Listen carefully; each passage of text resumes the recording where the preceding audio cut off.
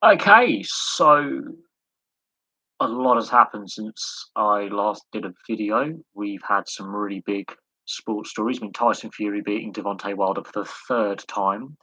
Anthony Joshua losing again for the second time on the unification.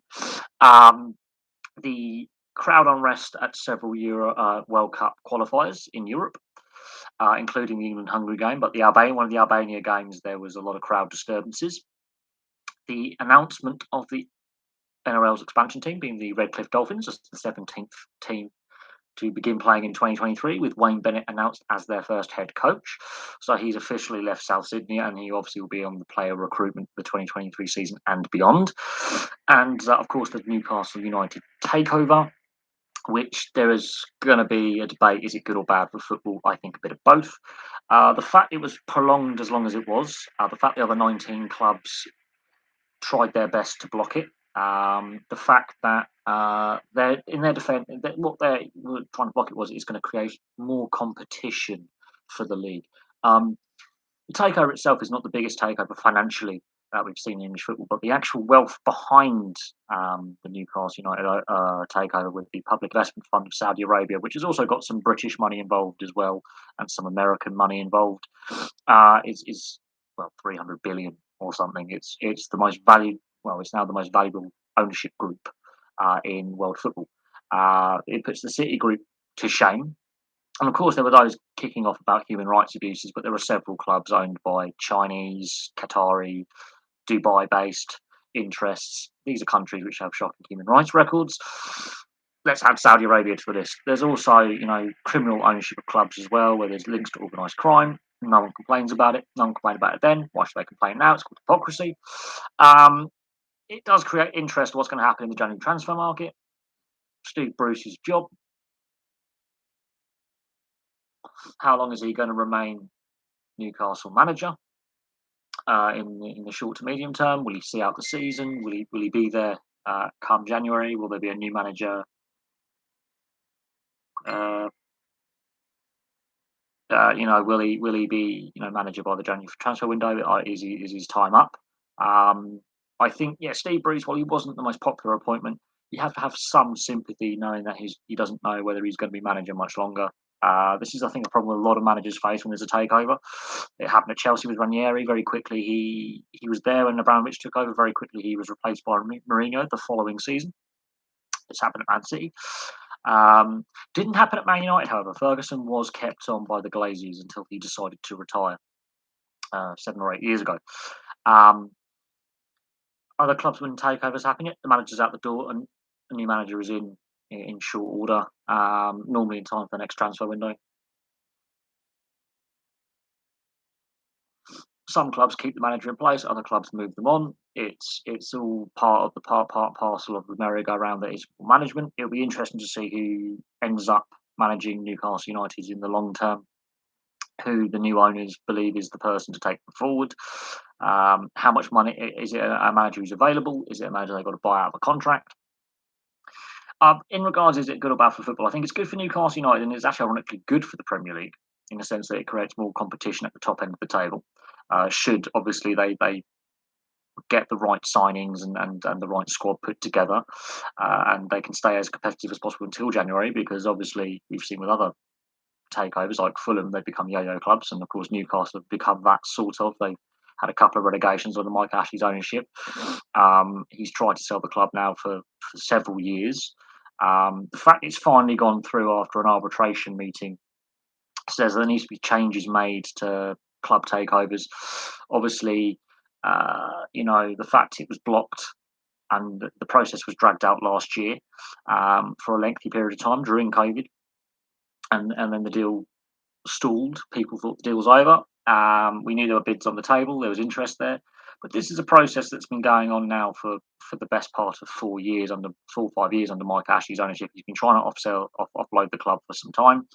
Obviously, he's got other business interests in retail and warehousing, and these companies that he owns are in difficult situation themselves. He obviously needs to pump money into those businesses to keep them afloat, as a businessman should. Obviously, Mike Ashley, I've been highly critical of Mike Ashley on this channel over the years, and I'm not even a Newcastle fan. It has divided some of the Newcastle fans, this Saudi-led takeover. But Mike Ashley's been a lightning rod for Newcastle fans since he bought the club, a decade and a half ago, 14 odd years ago. It's been a troublesome time at Newcastle. The decline over the last 20 years of Newcastle United has been very pronounced. They struggled to qualify for Europe. They've been relegated twice. I've had a couple of good seasons under Mike Ashley's ownership, but former managers and former players have described the training ground facilities as not up to standard. The youth facilities are lagging behind. I mean, the Northeast has been a production line of football talent for generations, but the talent, it it it's been difficult at Newcastle United. Yes, they've had some very shrewd transfer moves in there, but in recent years, Benitez, couldn't get the players he wanted. Steve Bruce, for all the criticism he faced, obviously he's in a difficult situation as well with uncertainty over who owns the club.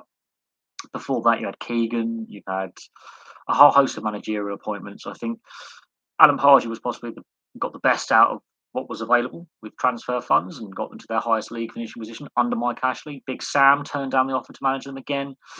And when you've got managers who are average, run of the mill manager saying that the Newcastle United ownership is a Mickey Mouse show, the youth policy is not good enough. There's issues of culture within the team, within the organisation. They were involved in a tax fraud investigation as a backdrop to this eventual sale to the Saudi-led consortium. It's been a very turbulent time off the field for Newcastle, more than I think a lot of people actually realise. It's not the only club that's had poor ownership and turbulent times off the field. But when I come around to doing a video on the Newcastle United takeover, is it good or bad for English football in general? It's a bit of both. It does, mean more money's being pumped into the English game, absolutely. But the question mark remains over how takeovers take place, the transparency of the system, the power of clubs to, at the last minute, delay or block takeovers, the rival clubs. The big six were, whinging and whining, and Tottenham and Everton were part of the clubs to try and block the takeover. These are two clubs that haven't won trophies for a long time. Everton last won a trophy in '95. Tottenham, I think, was 2008. Last time they lifted silverware. Tottenham were one of the clubs that tried to form this breakaway Super League. And that still hasn't died a death either with what's going on in Spain, with Real Madrid and Barcelona. How far ahead is England compared to other European countries? It's more, the Premier League is more competitive than other European leagues to a point. I think this adds an extra level of competitiveness, but it's all well and good having money and signing players. It's gelling that team together. The best teams normally have very good youth systems, as well as having that influx of new talent coming in to freshen up a squad. But the best teams always have a good core of players that have come through the club from youth level. I would say there are issues with the English leagues at the lower levels financially. Look at Derby County, for example. The administrators are still involved there. They could face a further 9-point penalty. So look what's happened to Bury a couple of years ago. So there are financial issues in the lower leagues and going up to the Premier League. That's always been the case. Portsmouth is a prime example, a Premier League club that went to pot, bad ownership, dodgy ownership. But Leicester proved you don't have to be the wealthiest club. You just have to have solid ownership, good recruitment policy, a good youth policy. And Leicester proved, you can have not no money, but you can assemble a squad for, the Leicester squad that won in 2016 was assembled for less than, I think, £15 million. The squad that lifted the trophy was assembled for less than 15 or 25 million. I think if you look at the figures with add-on fee, about 25 million quid, they assembled that team. And look where the team is now. They've recruited well. They developed their youth system well. They've got some good players coming through. They've scouted very well from leagues in Europe and lower leagues in England. And they have definitely, that's a blueprint for how to run a championship winning team. There's a reason why in the last 5 years they've won 3 trophies. You need to be sustainable. You don't necessarily need wealth. Exeter City are proving they can be sustainable. And yes, it's in a lower division, and there's less, the budgets are smaller for but they are the best sustainably run club in Europe, as voted by fans. And they had the 50+1 model actually at Exeter voluntarily. The fans stepped in when the club was cash strapped. They saved the team from going out of business. They've managed to rebuild their little stadium, St James's Park in Exeter. Got a friend who lives a stone's throw from that stadium. They're building a very good facility down there. They are a well-run team. They live within their means. They're competitive in the level they play at. And they're regularly in and around the playoffs. In how far is Exeter from me? Oh, it's about 3-4 hours by the train. It's in the West Country. I'm in by London. Exeter's obviously down in the West Country, in the southwest. It's a good couple of hours by train. I've been there. I think what both Exeter City as a football club and Exeter Chiefs as a rugby union team, it's a very sustainably run model of sport in Exeter. I think the Exeter model, as I would call it, is how to be sustainable and successful. Obviously, the Exeter Chiefs in English rugby union have been very, very successful in recent years. Exeter City Football Club are sustainably run. If more clubs were run that way, we might have a more competitive, financially stable, less clubs hitting financial difficulties. Obviously, the money issue with the TV rights and gate receipts, and obviously COVID exacerbating a lot of those issues, is obviously is fact. But you know, on the same token, the fact that a couple of clubs are trying to wield a lot of power to block takeovers. Yes, Bristol is also technically in the southwest. It's the gateway to the southwest because of the M5. Bristol, Exeter, Plymouth, they're the big urban areas in the southwest. You've got Taunton in there. They've got a good rugby setup. Bath, you could say Bath, obviously, is part of the southwest. It's the West Country, basically. It's the southwest West Country. Bristol and Exeter are gateways to Devon and Cornwall and Somerset, really, if you are a traveller. And I think, yeah, Bristol, the Newcastle United takeover, it's been a very drawn out process, and there's been several takeover attempts and multiple bids put on the table. And obviously, we finally get to the final conclusion, obviously, of this, what I would call a sorry saga. I mean, regardless of who owned the club before, in this case, Mike Ashley, and obviously, he's not very popular with a lot of Newcastle United fans. And there's a lot of reasons why Newcastle are where they are. They're one of the best supported teams in the country. There's never empty seats at St James's Park. You know, fanatical support base. Was one of the 20 odd years ago. It was one of the wealthier clubs in Europe. It was like the sixth wealthiest club in Europe, the second wealthiest in the UK at the time. How until this week, how times had changed. They had slipped down money rankings. They were less successful.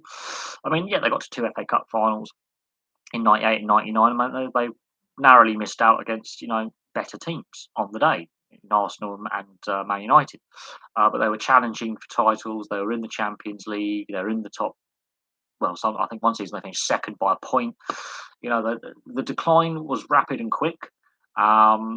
There was a lot of financial issues from the previous ownership before Mike Ashley when he took over, and then the off-field dramas and well the mismanagement of the team off the field. I think is where we are now.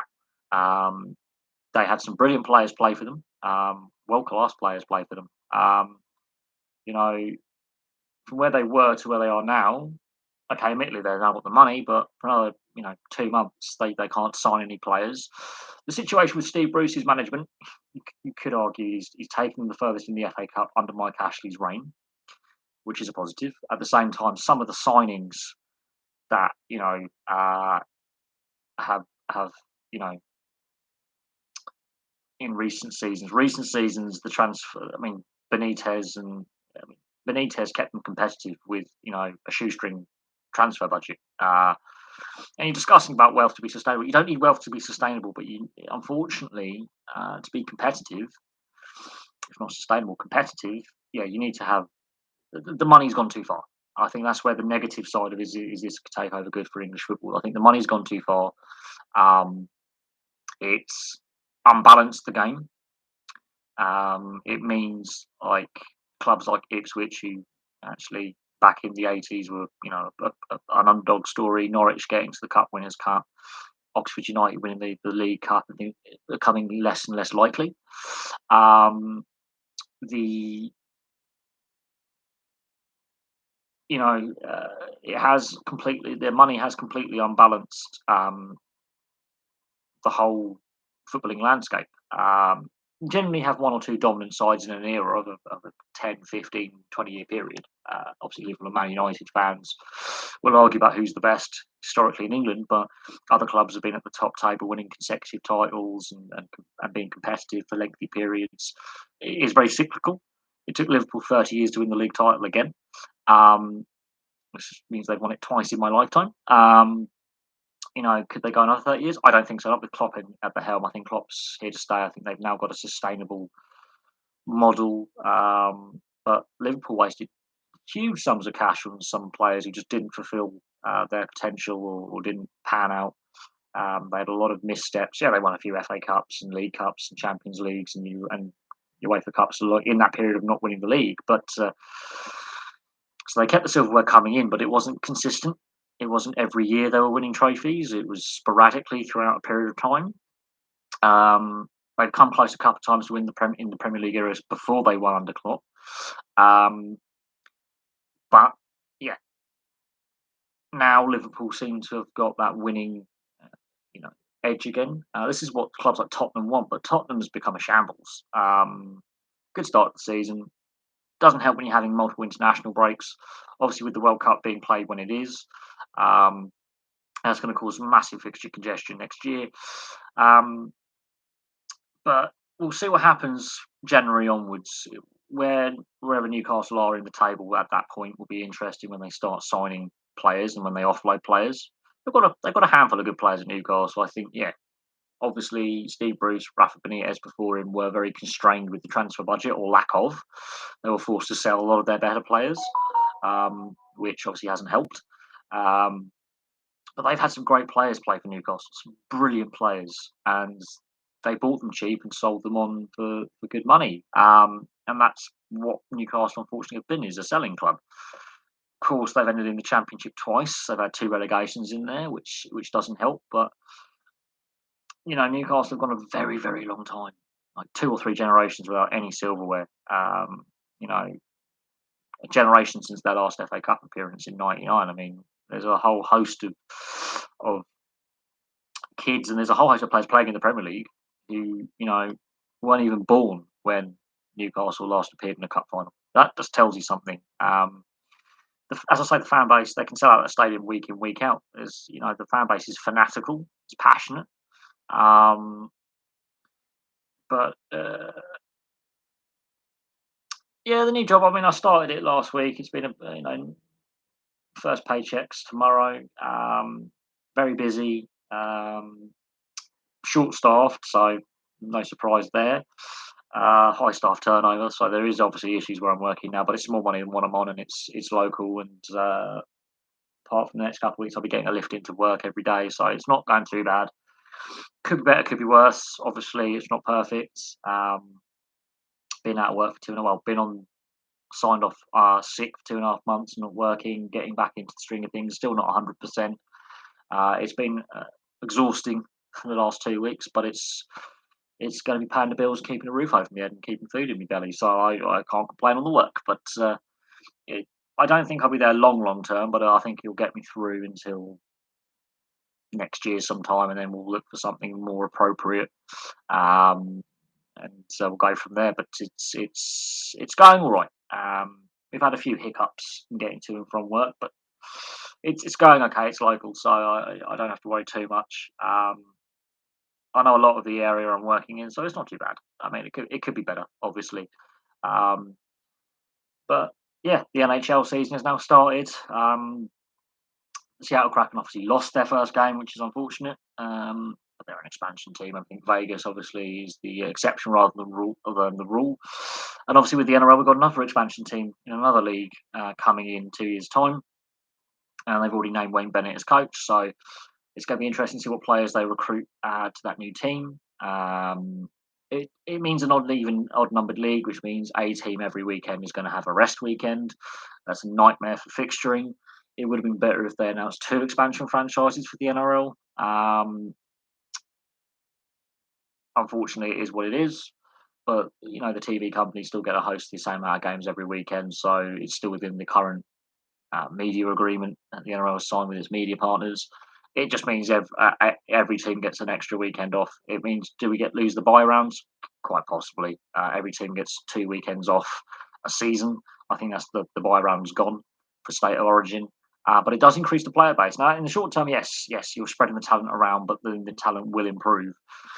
We do need an 18th team for the NRL. Where they put it is going to be interesting. And of course, the New Zealand Warriors situation, where we're not sure if they're going to be able to play in New Zealand next season or if they're going to have to continue to remain on the Central Coast. I believe it's highly likely they're going to remain on the Central Coast for at least a big part of, if not all of next season. It will be interesting to see what happens there, whether the New Zealand Warriors have to permanently relocate to Australia. There's also been discussions going on about the Ashes this winter in the Northern Hemisphere, and then of course the summer in the Southern Hemisphere. They've been constructed between the ECB and Cricket Australia. We'll have to see what happens with the Ashes, whether they go ahead in full or if there's a change to the schedule. Obviously, each state and territory in Australia has different travel restrictions and COVID restrictions. So it'll be interesting to see what actually happens with the Ashes series this winter or summer, depending on what hemisphere you're in. But the ECB and Cricket Australia have had some very positive talks. It isn't 100% confirmed that it's going to go ahead yet. That's what's interesting. Of course, the women's netball team withdrawing from their tour early after playing in New Zealand. They withdrew from Australia, citing the COVID restrictions as a massive problem for the travelling party. And said it was a logistical nightmare. So we'll obviously have to see what happens with the cricket and the Ashes. It's a watch this space. It is watch this space with the cricket. We may see further disruption to the cricketing schedule with the Cricket World T20 World Cup as well. The ongoing issues over the Pakistan tour has been cancelled by both New Zealand and England. And former players have waded in. The ICC, obviously, they need to obviously make a more formal statement about what's going on there. So we'll have to see what happens, whether Pakistan are again suspended from hosting cricket internationally. We'll see what happens. It's happened to India as well, where after the Mumbai attacks, the IPL and some test matches were moved to the UAE for a period and South Africa for a period. So when it comes to there's not cricket's in a difficult position. I'm not sure on the success of the 100 either. I didn't watch any of it. We'll have to see what happens. Obviously, I've had questions in regards to an NFL team ever being based in the UK. I think that boat sailed long ago. I've done videos on the subject. Major League Baseball, obviously, they've got their London series as well that they want to resume. I think baseball were very late on the take games to Europe bandwagon. While obviously I'm a massive fan of the NHL, and the NHL does take games to Europe and have taken games to the UK before, mostly pre-season, but they've taken regular seasons games as well. They are giving back something because, unlike the other major leagues, the NHL takes the best players from Europe to play in the NHL and the affiliated system of the AHL and the ECHL. It's more in their interest to give back to the European market. NFL, Major League Baseball, and the MLS. I mean, the MLS to a point, yes, does have some high quality talent that has played in Europe. But yeah, Major League Baseball, the NFL, and the NBA. The NBA, to a certain extent, again, some of the best European talent does end up in the NBA. Again, they've been taking games to Europe for a very long time. London and across Europe, they've been doing it for a long, long time. I think Major League Baseball were well missed the boat, to be honest. They were well behind the curveball. There were a lot of delays in getting it to London. They postponed a year. They pushed it back a year. Mixed reviews of the product. I'm not sure how overly popular baseball is going to be in Europe. I think it's the pace of the game. I mean, this is why one of the reasons why I think cricket struggles to a certain extent. We have had NBA players who are registered to play for Britain, play in the NBA before. It's just the quality of the domestic league isn't good enough. The exposure isn't there. But there are NBA fans in this country, and there are people who play the sport of basketball in this country. The media exposure isn't good enough. The level, the quality level isn't good enough. Um, you know, the and the American system is collegiate based. The NHL being different, it's a mix of collegiate and minor leagues and junior leagues. When will it produce? Well, that we may never know. It's one of those sports which is very niche in the UK. Elsewhere in Europe and around the world, like China and the rest of Europe, it is very, very popular, especially in Eastern Europe and the Mediterranean countries. It's more popular, higher standard of play, better players produced, more fans watching in attendance. Look at the Greek Super League. Their fans are like football ultras. So fans more passionate, bigger crowds, more money, better TV deals, better exposure, and as a result, with more with a greater percentage of athletes playing out of, let's say, the whole professional and semi-professional and amateur ranks of all sports on the continent, European countries have had, Spain's had players go play in the NBA. I think a lot of the former Yugoslav republics have had players play in the NBA. Eastern Europe, there's been, I think, a couple of Russians, obviously from the Olympic program back in the day of the Cold War between the Soviets and the US. Um, the European basketball leagues are better supported, more better TV deals, better quality of players, more participation from grassroots all the way up to the professional ranks. It's just a more better organised, better financed sport on the continent. I think the issue with UK sport is the contact team sports. And when I say that, I do mean rugby union, rugby league, ice hockey, and football, and cricket, which is not a contact sport, have more structured fan bases, more money, more amateur, amateur leagues and amateur teams. What we call the pub leagues, the Sunday leagues, the rec leagues, as more semi-pros, more professionals, TV deals, better sponsorship deals, and this is where I think the NBA, yeah, I mean, yeah, they take games to the O2, which is the former Millennium Dome. Do your history research. Uh, you know, the, they've taken games to what was the Millennium Dome, now the O2 Arena in East London in Greenwich. Uh, they've done that. Good crowd numbers, absolutely, but there's a lot of American expats who live in the UK, especially in London. How many local British fans or London-based fans, for example, go to these games? Same with the NFL series and the NBL Major League Baseball series as well. How many non-North Americans go to these games? NHL, there is a massive hockey fan base in this country. Um, NFL, yes, there's a big fan base of all the current franchises. This is where putting a team in London, you've got to convert every single NFL fan to a London team, which is very difficult. At the same time, NFL Europe and the current American professional semi-pro league is not great quality. There's a reason why NFL Europe failed. It wasn't good. Let's just say that. And I've tuned off American football. I really have. But there's a reason why NFL Europe and other attempts at American football in the UK and Europe has failed. Why it struggles. Why the crowd numbers aren't great. Why the quality level isn't great. There's a reason why the CFL is struggling. It tried to expand into America. I don't think with the way. I mean, the NFL's got this international player pathway program. Only a handful of players have actually made it to the NFL, even to training squads, or actually made it onto NFL rosters. There's a couple of rugby league players have done it and actually played NFL games. A couple of rugby union players have done it, but a lot more American football players are actually converting to the other to both codes of rugby, and that's an indicative sign that not all is well with American football, be it CFL, NFL. You look at Major League Rugby, you look at the up and coming North American Rugby League. You look at the makeup of the US and Canadian rugby union sides. Now, obviously, Canada has actually missed out on the next World Cup. They failed to qualify. They were beaten by Chile. The US have to play a playoff against Chile. Uruguay are confirmed from the Americas as qualified. So there's still more qualification games to come for the next World Cup.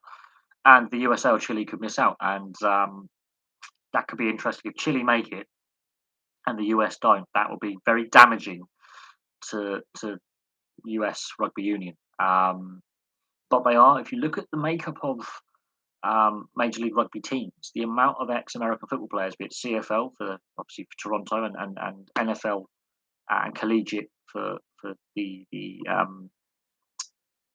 US based teams, there's a lot of them who have played some form of American football, be it high school, college, or professional, and they're deciding to go to rugby union, go to rugby league. It's definitely something that is an ongoing trend. More players are leaving American football than going the other way from other sports.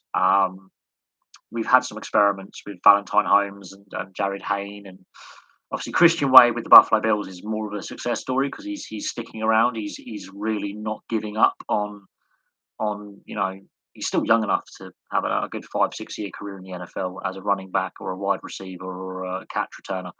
He still has that ability to play for another 5-6 years. He's stuck at the process.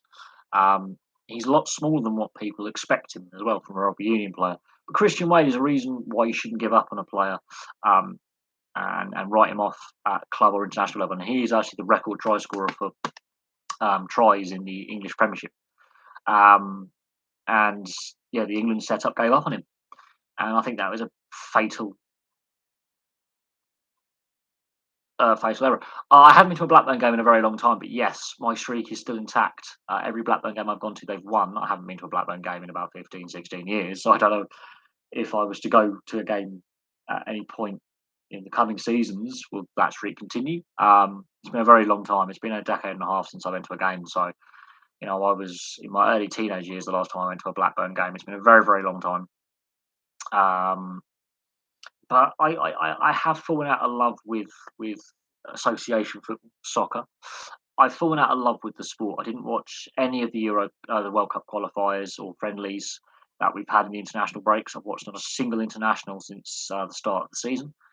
With the international breaks, obviously these European qualifiers for the World Cup were marred by crowd trouble in several countries, not just the England-Hungary game, but several countries. There was a lot of crowd disturbances and arrests. It's not just an English problem. Let's just remember that. Violence at football matches is commonplace across Europe, which raises questions of UEFA and of the policing, the stewarding, putting in more stronger punishments for teams. Should they be thrown out of tournaments? Should they be barred from qualification? They need to seriously consider this. The same goes for England as well. If England fans misbehave, absolutely punish. Look what happened at the Euros final. Shocking behaviour. Absolutely. If they've got to make the punishments stronger and uphold them as well. Not just go, okay, they've appealed, let's reduce the punishment. Let's reduce the fine. They should make the punishment stronger, more stringent. The financial penalties heavier. And that might get the message that this is not tolerated. Other sports don't have this problem. For some reason, football, there seems to be this element with football globally. It's not just an English or a European problem; it's a global problem of crowd misbehaviour, which you don't get in as great a situation. I mean, ice hockey's had a fair few crowd riots. Vancouver's had two. Montreal's had a few, but for the most part, most sports, the fans seem to behave themselves a hell of a lot better than football fans, and the Albania. I think one of the Albania games, they were lobbing fireworks and missiles at the players throughout the game. there's been a lot of crowd disturbances across Europe, and this is nothing new. Um, but it's yeah, it shames the sport and the governing bodies, be it FIFA or UEFA or whoever, the domestic FAs don't punish enough. They need to heavily fine and yeah, dock points of club teams and throw international teams out of competitions if it continues. And that's the problem we're facing is it's not happening. The and yeah, and yeah, I have sort of fallen out of love with a sport that a decade, 15 years ago, I was, mad about. I watched as many televised games as possible. I used to obviously go to a lot of games when I was younger. I was mad about it, but the older I've got, the less I enjoy it, and the less I watch it, and it's a shame because obviously it's a great sport.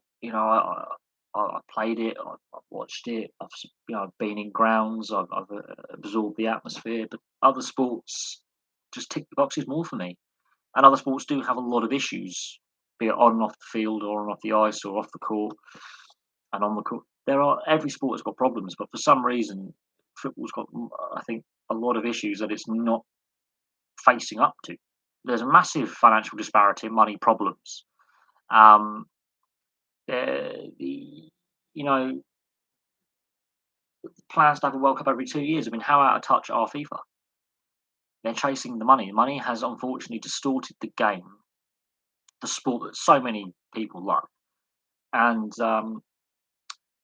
it's the excessive greed is what is gonna basically be football's undoing. There will be a point where the product, either market saturation or the product just implodes on itself, and we're already seeing clubs in massive financial difficulty, like big clubs like Barcelona and Valencia in Spain, massive clubs that are basically bankrupt. I mean, Valencia have been trying to build their new stadium for 20 years. They've technically been bankrupt like 4 times. Barcelona, 1.4 billion in debt on whatever currency you use.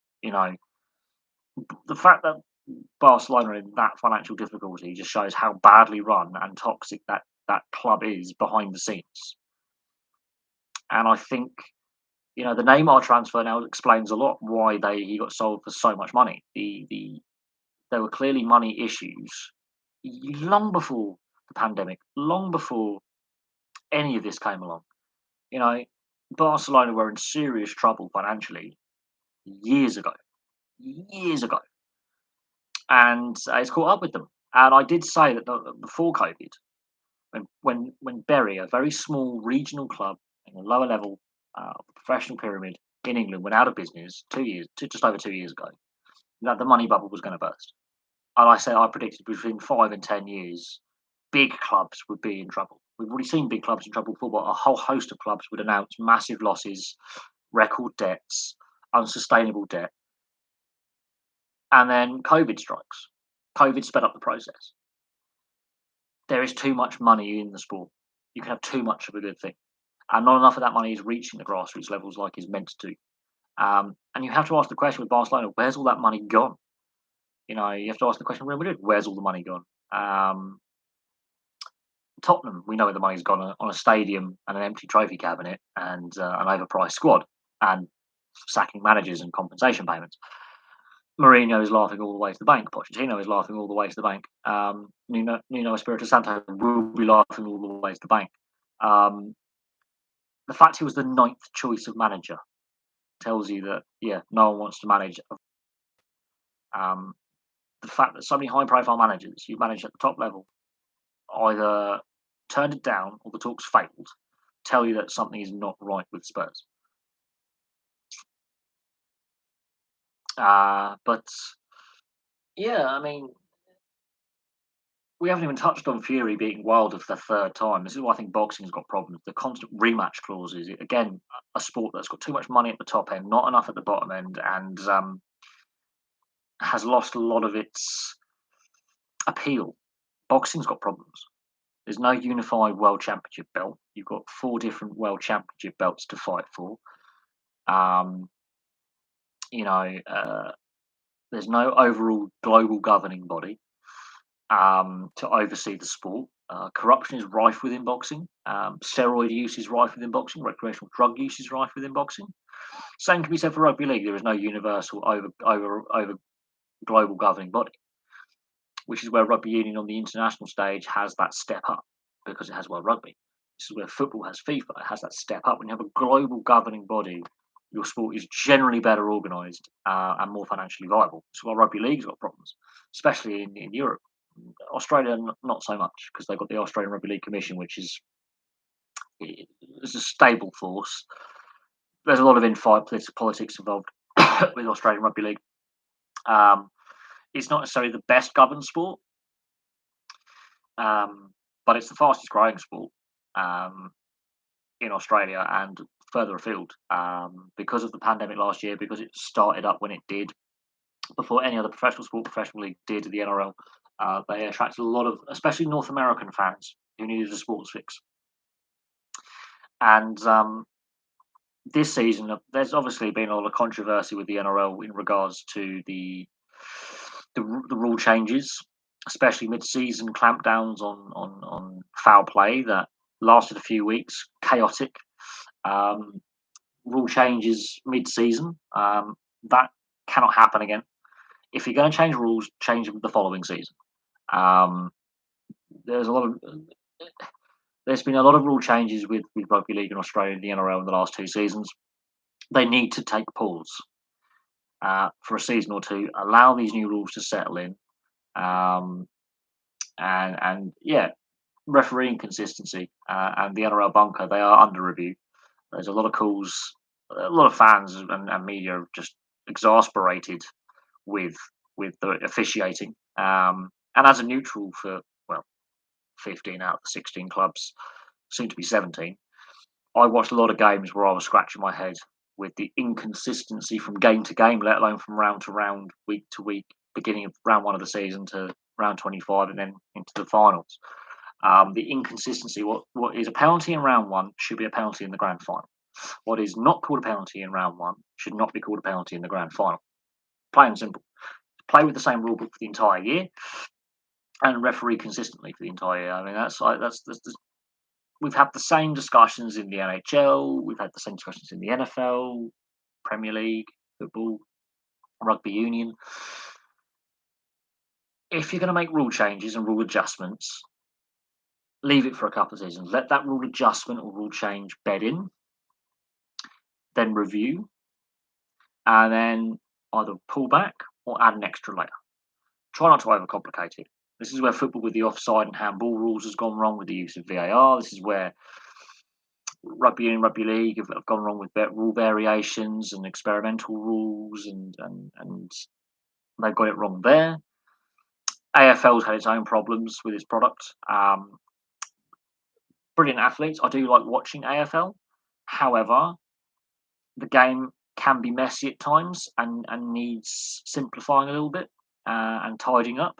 And there's ways they can do that. The game needs speeding up a little bit as well because the NRL has obviously gone down the route. We need to make the game faster. We need to create space for the skilled players. We need to keep the physicality, but allow the skilled players a little bit more room to open up and play their game. Player welfare, obviously, is something that is regularly discussed in a lot of contact sports. And yeah, there's a lot to be just. I mean, concussion and other related injuries and mental health are becoming more discussed. It's not just concussion and links to mental health. There's other injuries, the use of super strength prescription and pain killing medication. Robin Lehner, the NHL Vegas goalie, has been very critical of his former team, the Buffalo Sabres and the Philadelphia Flyers, in recent weeks, especially his former coach Alan Vigneault, and the Flyers organisation. He's also been highly critical of the Buffalo Sabres organisation in his time. That's raising the debate of when players are injured and playing hurt.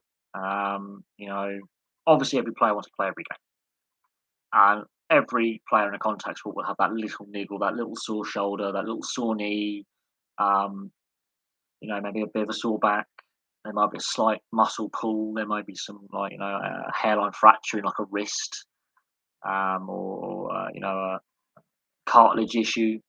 They happen. These little niggly injuries, they do build up.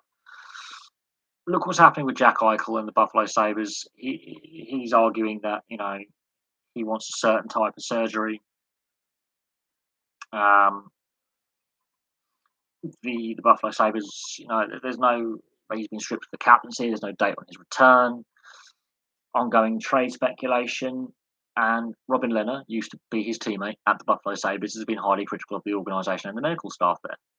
Now that's not universal across the league. Let's be clear on that. But other players, past and present, have raised concerns about the amount of medications, super strength medications, painkillers, and prescription meds that they're on. The amount of time between returning to play after concussion. Several teams have been highlighted in reports, including Derek Boogaard when he died. The Minnesota Wild and the New York Rangers were heavily, especially the Wild, were heavily criticised over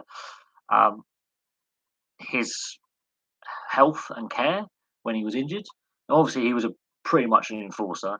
He was not a goon, but he had a bit. He could score a few goals, but he played injured a lot at the time. Obviously, his death, which was a lot of prescription medication and alcohol, was accidental. But his mental health had clearly been suffering. When he was told he was unfit to play due to concussion, he went to a doctor, and the doctor asked him, how many concussions have you actually had? Officially and unofficially. Like, officially on the record, and he went, hundreds.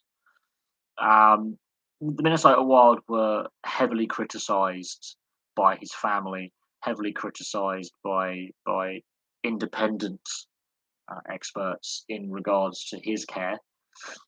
Ultimately, he lost his life young. He died young. Rick Ripon, another one who took his life.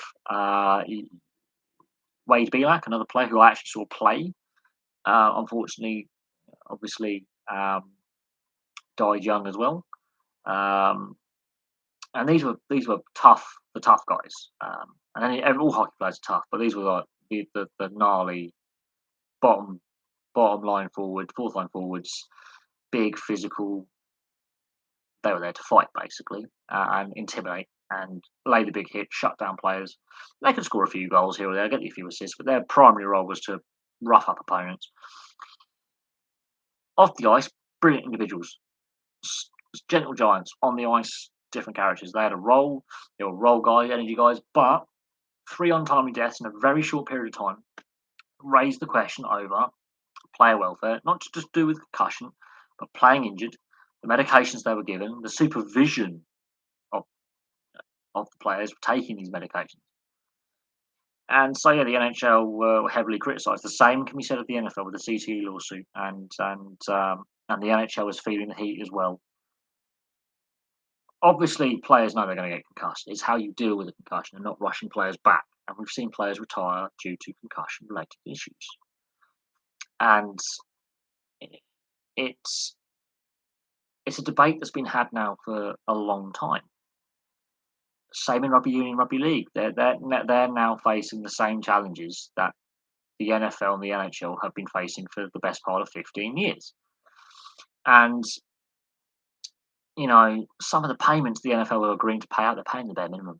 Like, they settled the lawsuit, they're liable, and they're dragging their feet in paying these ex-players and their families. And the NFL has got reserves of cash. The NFL is wealthier than a lot of countries in how much it's worth. But yeah, the issue of player welfare and in regards to recuperation from injury, concussions one, but mental and physical health, rushing players back from injury when they're not fully ready. I think the CTE lawsuit is going to open up a whole can of worms in regards to player welfare. It doesn't matter if it's a knee injury or a head injury. We have seen so many careers cut short by injury, which is another reason why they're well compensated with what they get paid. To be clear on that, absolutely, there's a reason why professional athletes get paid so well. Is their careers can be notoriously very, very short. Do they get overpaid in some sports? Yes. Other sports, they get paid their fair dues. I will agree with that. But when there's like a labour dispute between the players, the league, and the teams, and there's lockouts and strikes and issues over how much players think they're worth and average salaries and salary caps and introducing salary caps, the media portrays the owners as greedy and the players as greedy and ungrateful. At the same time, it's a PR nightmare. Like if you are in a PR department for a league or a team or a player's agent and you're their PR guy, anytime there's a contract dispute between the league and the players and the teams, it revolves in a circle about who gets what revenue. No one comes out looking good. They all come out looking bad. It's a PR nightmare. And the NHL didn't narrowly avoid a lockout, but allowing the players to go to the Olympics was a sticking point. And if they didn't, then the players would refuse to play. And that is a different kettle of fish because that's not to do with the players getting money. It's what the NHL and the IIHF and the IOC can agree. Um, and they allow the players to go to World Championships. They don't block them from going there. The IOC and the NHL have had a long-running dispute over who is liable for insurance if players get injured, basically, and costs. So housing the players, who pays for their travel, their accommodation. But it's in China. China's a big market, and the NHL has been courting the Chinese yen for quite some. Well, no, that's Japanese yen, the Chinese money for some time. And they've taken pre-season games. The KHL has also been courting Chinese money. They've got a team in Beijing, and NBA the same. And the players were very disappointed they weren't allowed to go to South Korea in 2018. They made several high-profile players within the league, Ovechkin and Eric Carlson, made it very, very clear that their disappointment with not being allowed to go and play in the Pyeongchang Olympics in 2018. They are high-profile players within the NHLPA. They're senior players within the game. Not only are they superstars, but they're also veteran players. These are guys who've been playing for well over a decade, 15 years. High-profile players with a lot of sway within the sport. Obviously, social media as well, public opinion. They bring a lot of income in merchandise sales and ticket sales to the game. And when they're coming out and saying we're not happy with the league's decision, we're very disappointed.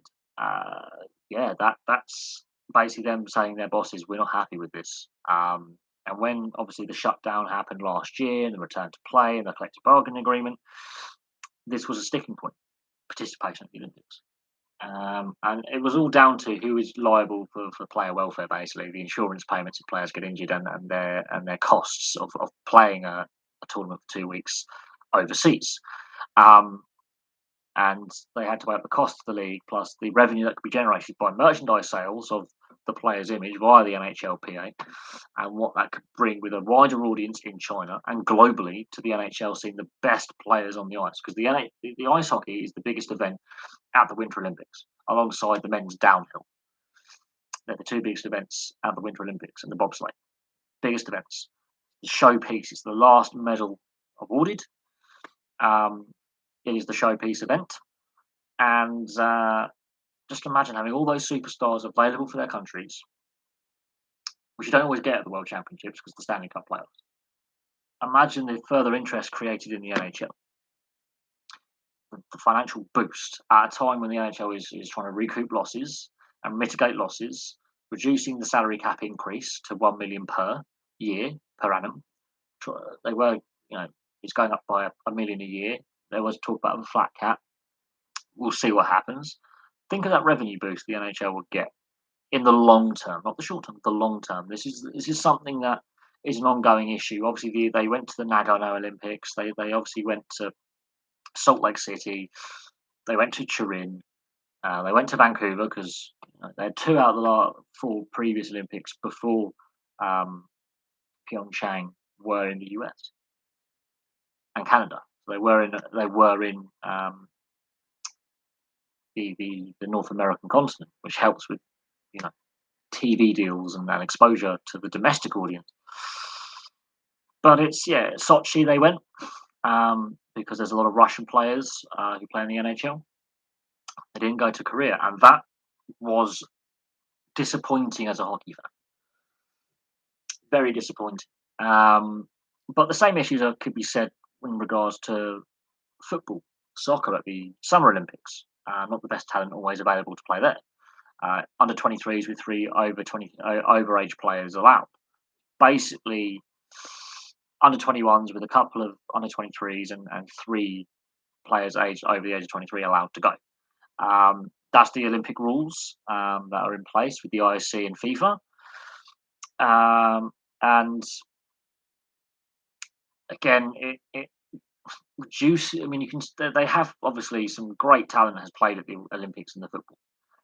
That have gone on to, great careers in the men's and women's games. Women's game is different. It's the same as any normal tournament for the women. But for the men, there's age restrictions, there's squad restrictions over who can go. Only three overage players allowed. Under 23s, the rest of the squad, which is basically the bulk of the squad is mostly under the under 21s, with a handful of those who are on the periphery of the main national team. It limits who you can select for your Olympic squad. Same debate there, but it's the IOC and FIFA have come to that agreement to keep it as competitive as possible, and to avoid disruption when it comes to other international tournaments, pre-season tournaments as well, where the domestic club teams have to release these players for international duty during their pre-season, during the Olympics. And a lot of under 21s would have had not a lot of club football at senior level, because these all have to be senior professionals as well. After I think the youngest you can be, I think 16, 17 to go to the Olympics in men's football. So not all of them have played a hatful of games, so it's good game experience for them. But it does limit your selection pool. Rugby sevens, it's time expediency. To play rugby union, 15 aside, you just couldn't do that at the Olympics. Player welfare. But sevens is exciting. It's a great thing to have. Should they have rugby league at the Olympics as well? Nines could be interesting. You could do that. Could have both kinds of rugby at the Olympics. Could be very, very interesting. Obviously, that would be narrowed down to, I think, three nations that could compete: Australia, New Zealand, and England, or Great Britain. But it's plausible. You could have rugby league as well at the Olympics down the line if the IOC was interested, but means they would have to drop another event from the Olympic program. But it again, all these like discussions over international appearances play a role. In regards to what the NRL has done with the Redcliffe Dolphins, very interesting, another team in Queensland. It'll be interesting to see how that squad is made up, and obviously it's clear they get key position filled by Queenslanders. T20 cricket. Obviously, the Olympics is a 2-week event. You'll be limited in the amount of nations you could have playing T20 cricket at the Olympics. It's never been an Olympic sport before, but golf is. But golf you could do over a 4-day tournament. The Open, for example, the Masters, you can do that in 4 days. Whereas as cricket, that would be interesting. How you would do that, how you would get a T20 tournament in a 2-week period. You would limit the amount of nations able to compete. Not necessarily, it wouldn't be great for the sport. They played softball at the Olympics, basically a version of baseball, the amateur version of baseball. It would be interesting to see if cricket could be an Olympic sport. Golf is, but golf you can play a 4-day tournament, which is what they regularly do on the tour calendar. It's 4-day tournaments. Cricket, it would limit the number of nations you could have playing, and would the players be professional or amateur? That's another debate, because cricket, obviously, at the time that the Olympics takes place in the Northern Hemisphere, where most of the teams are based, apart from Australia, South Africa, and New Zealand, all of the teams are based in the Northern Hemisphere, right in the test schedule. How would you do cricket then? Because it's right in the prime of the cricketing season in the Northern Hemisphere. So that's a problem. So if the tournament, if it was a Southern Hemisphere Olympics, for example, the weather conditions may not be favourable to playing cricket. That is a problem. It's a sport that's heavily reliant on weather conditions. You can play rugby and football and golf and field hockey in the rain. You cannot play cricket in the rain. And if the Olympics was hosted in the Southern Hemisphere, which we've seen before, you're playing in winter or early spring or autumn. You're not playing in the height of summer.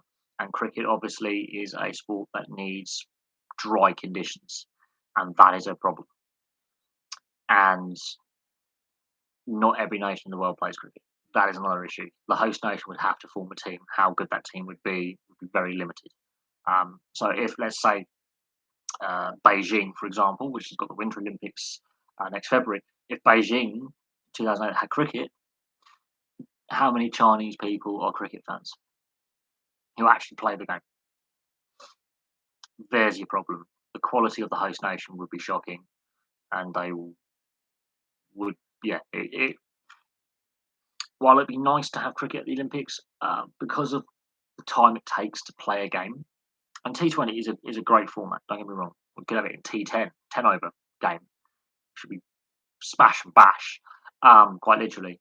A, the limited number of nations that would be able to qualify, and B, players would have to be amateur, or lower level, or under 23s or something similar to football, where you're only allowed so many overage players, and the rest have to be not youth players, but it would affect the domestic games in India, Pakistan, Bangladesh, Sri Lanka, England, Wales, Ireland, Scotland. The Dutch play cricket.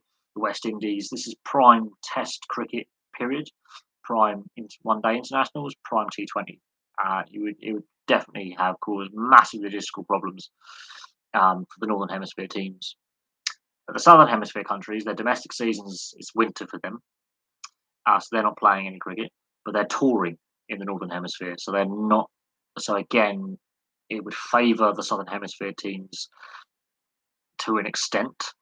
So New Zealand, South Africa, and Australia, um, because their domestic game is obviously on holiday. Futsal, yeah, again, that could handball is one of those sports that's played on a similar size arena. Yeah, I'm surprised futsal isn't at the Olympics. Again, one day it could be. It's not without the realms of possibility that one day, yes, it does become an Olympic sport. That's a wait and see. There are so many sports that could be Olympic sports, but again, there are professional futsal players. You've got roller hockey, which is played indoors, and various forms of roller hockey. Um, you've got lacrosse. There are so many sports that could be played at the Olympics, but aren't. And again, it's about, is there enough players globally, enough nations globally that are of a high enough standard to put together a competitive team that doesn't lose, 20-0. That is the problem. Is, yes, it's very popular in South America, it's very popular in Latin America, but it does limit. You know, um, is there a good enough quality and enough nations that play at a high enough standard, be it domestically or internationally, to make that an Olympic sport? You have to have enough players of a high enough standard. Field hockey does brilliantly because there's enough players globally, enough fans, and enough participation globally for field hockey to be a very popular Olympic sport, because they have world championships and world cups and Euro championships and domestic leagues that are very well. I mean, it's very popular in the Indian subcontinent, which includes Pakistan, Bangladesh, and Sri Lanka. Great sport. Across the whole Commonwealth, which is a fair chunk of the globe. Um, there's enough nations that are competitive enough at field hockey for it to be a very good Olympic sport. Futsal, no. Darts, absolutely not. Neither should snooker. There are calls to make snooker and darts Olympic. No. Um, you know, again, table tennis has made it, but there's enough players globally. of a high enough standard to make it a competitive sport to watch. Um, oh God, we could name how many players would you allow to go to represent? How big would your squad be? Because in golf, each nation is limited on how many golfers they can take, and golf is a very even playing field because the conditions can definitely affect the best players. And an outsider can win a medal. So those sports that are reliant on weather conditions to be favourable, um, where weather can have an impact, like the skiing and snowboarding events at the Winter Olympics and the bobsleigh and all stuff. The weather conditions, it could be too much snow, it could be too cold, it could affect the ice surface on the bobsled and luge runs. We've seen not enough snow, too much snow at skiing events, snowboarding events. Um, we've seen on the track and field athletics heavy thundery downpours to high humidity. Ron O'Sullivan he's from Essex. He's of Irish extraction. Who would he represent? Well, I believe his parents are Irish, his grandparents are Irish, so he could, in theory, apply for an Irish passport. But he's born and raised in Essex, so he's an Essex boy. Um, he could represent either, um, but he's an Essex boy through and through, of Irish descent. Um, but yeah, again, if you were to I think snooker is more likely to be a Commonwealth sport than an Olympic sport, primarily because most of the players are from the Commonwealth nations. Yeah, like Declan Rice, Matt Holland back in the day was an Irish football player. Um, McAteer, born in Liverpool of Irish extraction, Jamie McAteer. Um, Kevin Kilban, again born over here, represented Ireland. Um, so yeah, you could have that debate. Who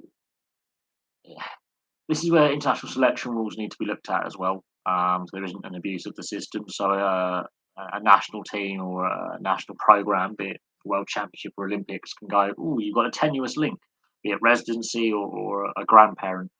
There is a lot of abuse of the international selection rules.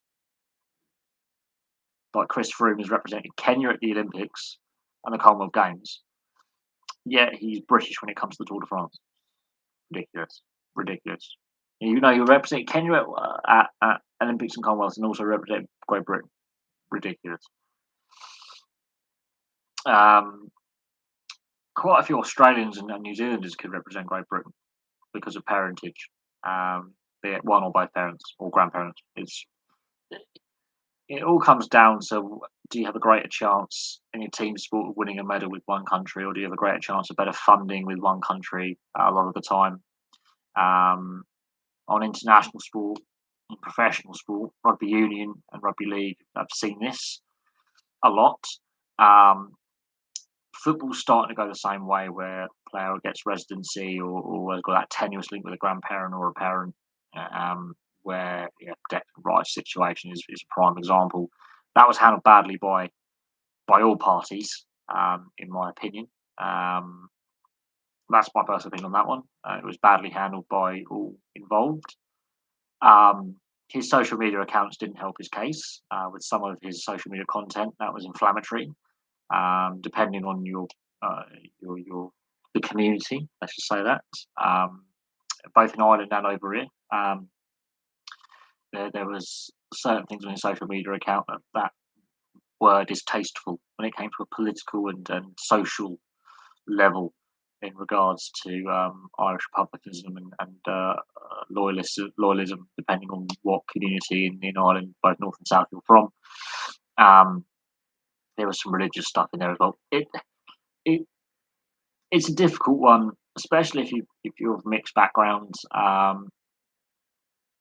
But a lot of the time, a lot of the Olympic associations will go, "Oh, this athlete, oh, he or she is eligible to represent us, however tenuous the link may be," and they try and get them in with enticements and sponsorship deals and all sorts. Same with professional team sports. Um, in regards to football, rugby league, rugby union, cricket, we've seen it a lot with cricket. Um, We've seen a lot with rugby union in recent years, otherwise known as project players in the Irish media. It it can become quite a tricky situation to balance it. Very tricky to balance it. It's not. I mean, God, your phone's going off here. Uh,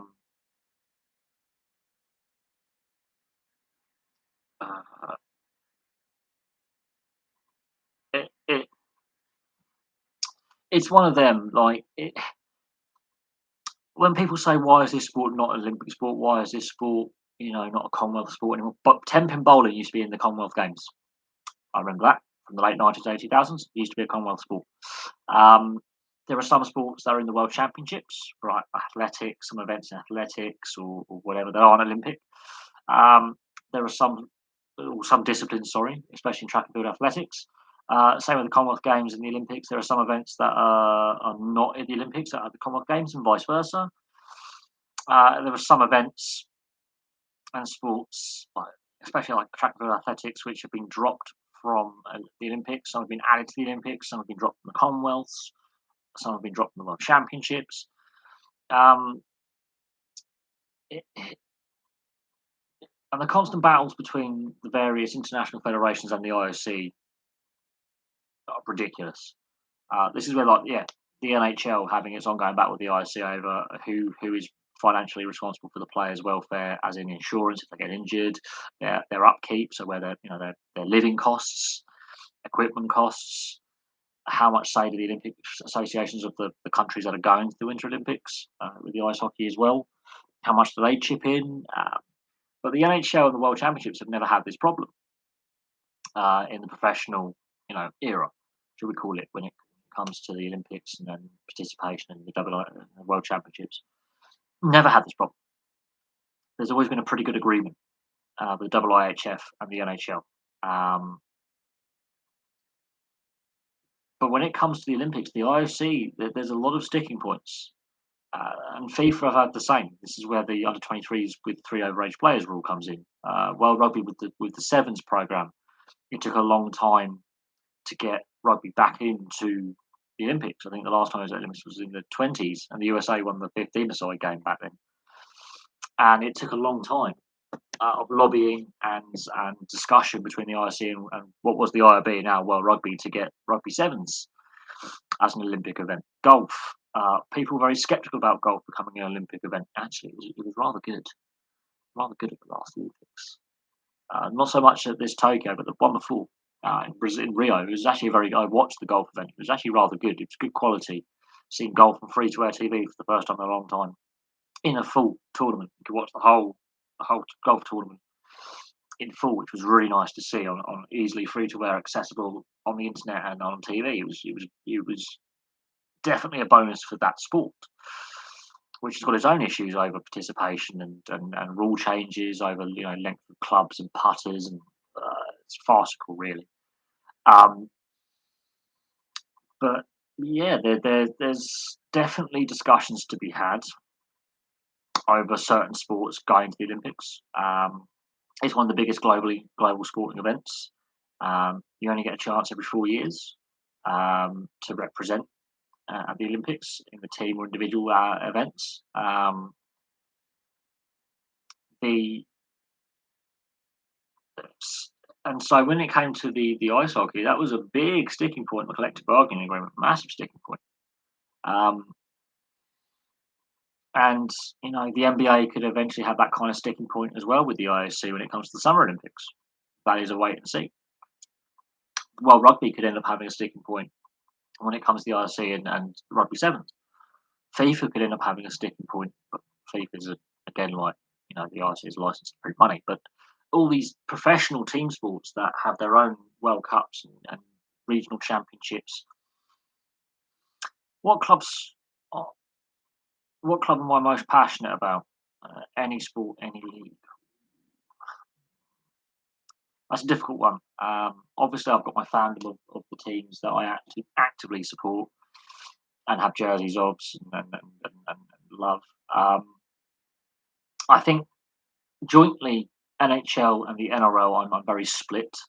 I'm split in my fandom. Obviously, I want to see the Winnipeg Jets and to a certain extent the Arizona Coyotes do very, very well. Obviously, I want to see the Canberra Raiders have a bounce back season next season. We had an off year this year, a lot of injuries and uh, uh, hurt the team. We've got some good young players coming through. We've got some good signings for next year. Um, I wouldn't say I'm what club am I most passionate about. That's a difficult one. Um, that is a difficult one. I think it's more sports, rugby league at club level in the NRL and the NHL, um, in ice hockey and British ice hockey in general. I think they're neck and neck when it comes to leagues that I'm passionate about and league structures and sports at club level. So for me, that's a difficult one. That's a very, very difficult one. You've got me there. I couldn't say I'm more passionate about one over the other. I think that'd be unfair. I'm a diehard Blackburn fan, but I'm tuning out of football slowly, which is a shame. I mean, I'm very passionate about my team, but the sport I'm losing my passion for. So there you go. That's weird, isn't it? Whereas ice hockey and rugby league, I'm exceptionally passionate about the teams that I follow, and the leagues that I follow. Um, and I enjoy them more now than what I did when I was a kid. So um, it's a difficult one. It's a very difficult question. I can't really give you an 100% clarification answer there. The Canberra Raiders in the NRL, the Winnipeg Jets in the NHL, with the Arizona Coyotes being my second team. Obviously, my local hockey team here in the British League, very passionate about. Um, it is what it is. I prefer club rugby league over international rugby league, and I prefer international rugby union over club rugby union, if that makes sense. But I'm exceptionally passionate. I just enjoy watching those team sports. Um, but rugby union at club level, could use a shake up. Um, and looking at there's some money issues there, and there's some issues within club rugby union. Rugby league, the NRL, far superior to the Super League. I've had that debate on this channel before. I don't think anyone can disagree that the NRL is the better product, and better quality and better player depth, better TV deal, just better all round. Um, rugby league in the UK is in trouble. Let's not pretend it isn't. For 1 second, there are massive issues facing the game in the UK and to a certain extent France. Massive problems. COVID has exacerbated those issues, but those the long-standing problems before the pandemic. In regards to rugby league in this country, the TV deal isn't great. A lot of clubs are reliant hand to mouth on gate receipts and getting fans through the gates. Very limited player and fan base, if you think about it, because majority of the teams play in Lancashire and Yorkshire and to some extent Cheshire, professional top level, the M62 corridor as they call it, that chunk of Yorkshire and Lancashire and Cheshire. So it limits fan base basically. It limits the exposure. Grassroots level, including at school level and university level, there's again an issue with growing the game. Whereas in Australia, they're expanding their league, they're growing their game. Um,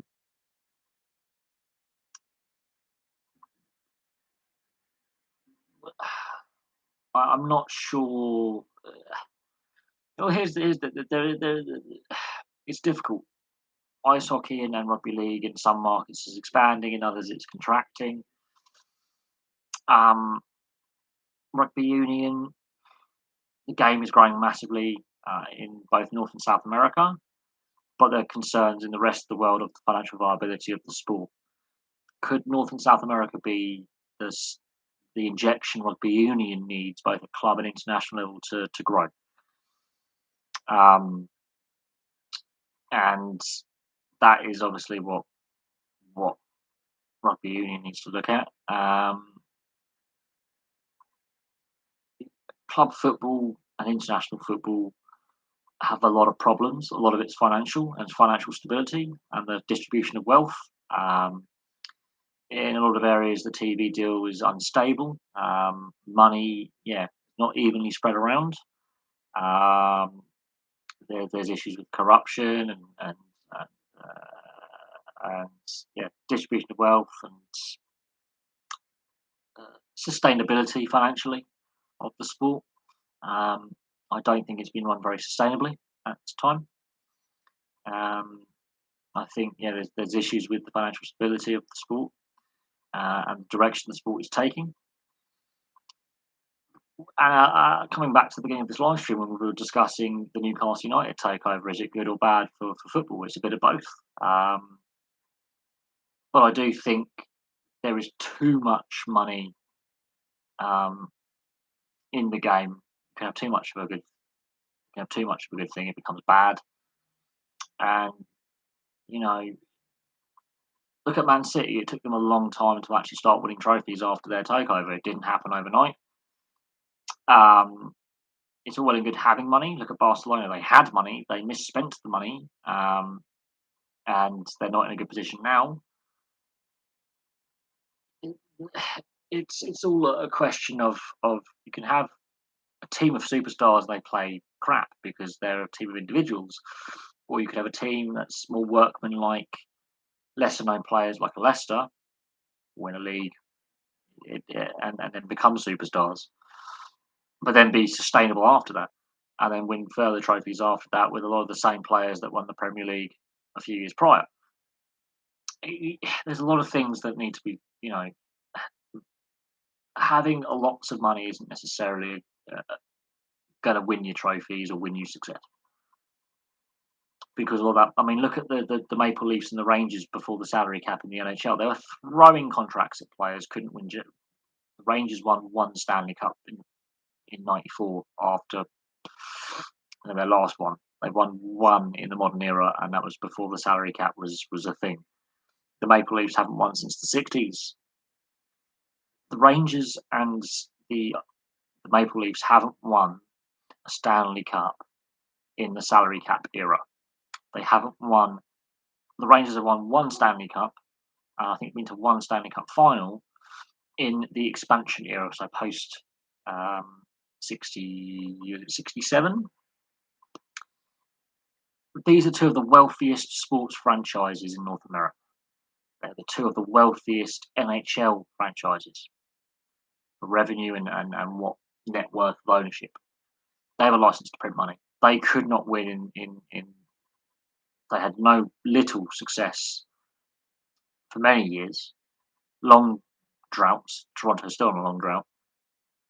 Before the salary cap era, they were throwing money at players, couldn't win buckle. The Rangers won one Stanley Cup in the modern era.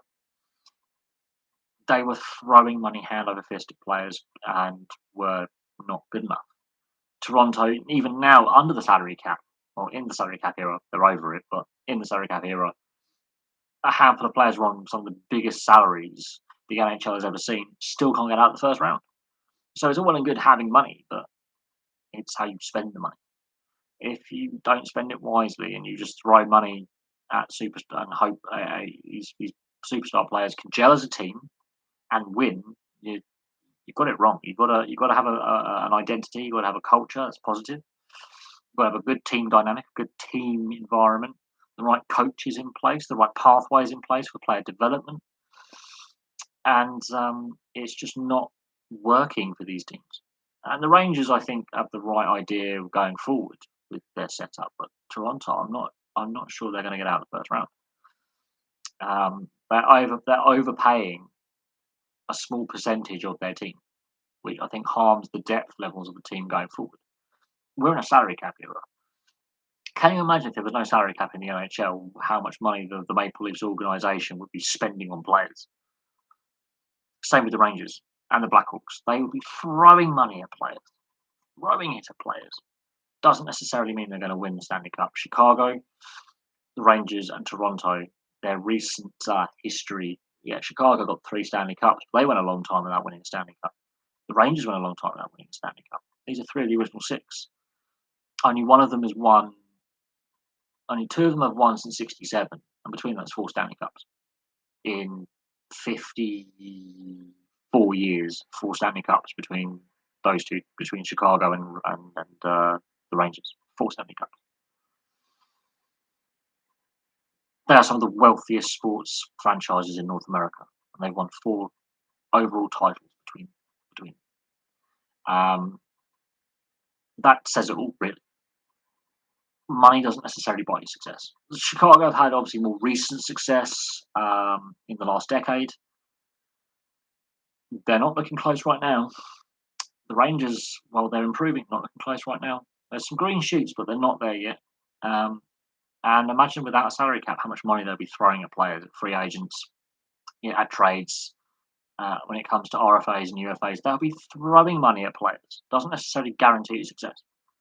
It took until the salary cap era for Chicago finally to build a winner. Same with LA. Look at how much money they threw at Gretzky. Couldn't win with Gretzky. Couldn't win the Stanley Cup with Gretzky. He stopped his Stanley Cups at 4. Mark Messier won 6. So, again, having money and having superstar players doesn't necessarily guarantee success. You've got to build a team. You've got to build a positive team environment. You've got to have a positive locker room. You've got to have that right coaching, the right player development. You can't rely on one player to carry a team. It doesn't work like that. You need supporting pieces around that superstar. Having a team full of superstars doesn't necessarily guarantee success. Brazil not in 1970, okay, in the World Cup, okay, we'll give you that one. But Holland in 74 and 78, full of superstars, choked in both finals, didn't win. It took until 88 for the Dutch to win an international competition. That was with, again, a team of superstars and Van Basten with that volley. But it took 10 further years for the Dutch to finally get international success at the international level in football. They haven't won a final since. They've won one final in their existence. One. Spain had that purple patch before and after. Full of superstars can't perform. So Spain had 3 tournaments in a row where they were the dog's bollocks. Before and after, they imploded at every tournament. Something would go wrong at every tournament, and they haven't been back to a final since. So again, having a team of superstars, be it international level or club level, doesn't necessarily guarantee you success. You've got to have the right team dynamic. You've got to have some workhorses, some undesirables, so to speak, the non-superstar players to, energy guys. A guy who can play the hard minutes, do the nitty gritty work, who's not known for his try scoring or goal scoring or anything like that, who will just chug away for the game or the tournament or the season. And you need those grit, those character guys, the unsung heroes in your team, be it defenders or attackers or creative players who may not necessarily be the superstar, but they do something. They're energy guys. They may not be the most skillful or the quickest or the most powerful or whatever. They are there. They are the glue. They are the engine room. They're the leaders off the field and on the field. If not wearing the captain's C or the captain's armband or being an assistant captain or vice captain, they are still leading by example because they might have the best fitness. They may not be the most skilled or most glamorous, but they just chug away for the entire game, the entire tournament, the entire season, and they are just basically machines. You need those characters in a team. And this is where this is where Brazil after 1970 fell apart until 1994. Full of superstars, but they didn't. The game they were playing changed.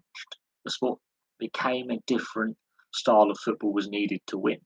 You need to be more defensively. You couldn't just go, right, you're going to score 4 goals, we'll score 5. You had to keep the ball out of the net and become more defensive. And coaches worked out that, these are players that don't like getting physical too much. If you get under their skin and get nasty, they don't like it. They react. They may be gifted and skillful, but if you get physical with them, it puts them off. They can't play their style. If you starve them with the ball, they get frustrated. And they worked out how to beat Brazil because they couldn't defend. They couldn't deal with structured play when they didn't have the ball. They didn't have the structure defensively to win games and win tournaments. While they would constantly qualify for tournaments, they just couldn't get over the hump and they fell apart until 1994 when they brought structure to their game. Which I think is taken away a bit from Brazilian football. I think I love the unstructured Brazilian football, or South American football in general. I love the unstructured flair and just laissez-faire, just play. I think they're overcoached now, and again, overcoaching can be a problem. If you stifle your creative and superstar talent a little bit too much into a rigid system, that can hinder. You've got to have a good balance between defence and attack, and allowing your creative and super skill players and like, superstars to do what they do, free of the shackles of overcoaching. So you can be guilty of overcoaching your team to the point where you're stifling their creative abilities or their flair. You could say that about the French team at the Euros, overcoached. The Italian team changed how they played the game. They changed their style. They changed how they attacked and defended, and it worked. England managed to get to the final, and then, well, poor tactical decisions by the manager cost England that final. So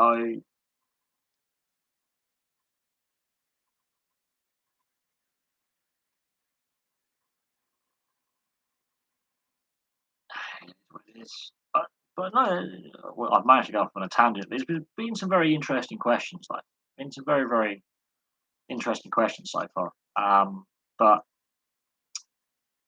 I've ended up talking about playing styles and teams of superstars over a good balanced setup and not overcoaching players. And I generally think that's one of the problems with teams like the Maple Leafs or the Brazil teams between 1971 and 1993 was they were not balanced enough. They weren't structured enough. But then after 94, they became too structured, and I think that's Brazil aren't the nation they once were. I think you need to have that balance of structure and flair and spontaneity just right. You need to have the defensive structures in place, but in attack, just stop overcoaching players. Let them play. Let the players form the natural combinations to find space. Obviously, have your set plays. Rugby league and rugby union thrive off set plays, but then allow the players to have a little bit of vision and nous, and the creative players to create the space for the attacking finishers to do their thing. But in defence, obviously coach defence, but don't overcoach attack. Sometimes you need to allow the attack just to develop naturally and with flair and natural ability.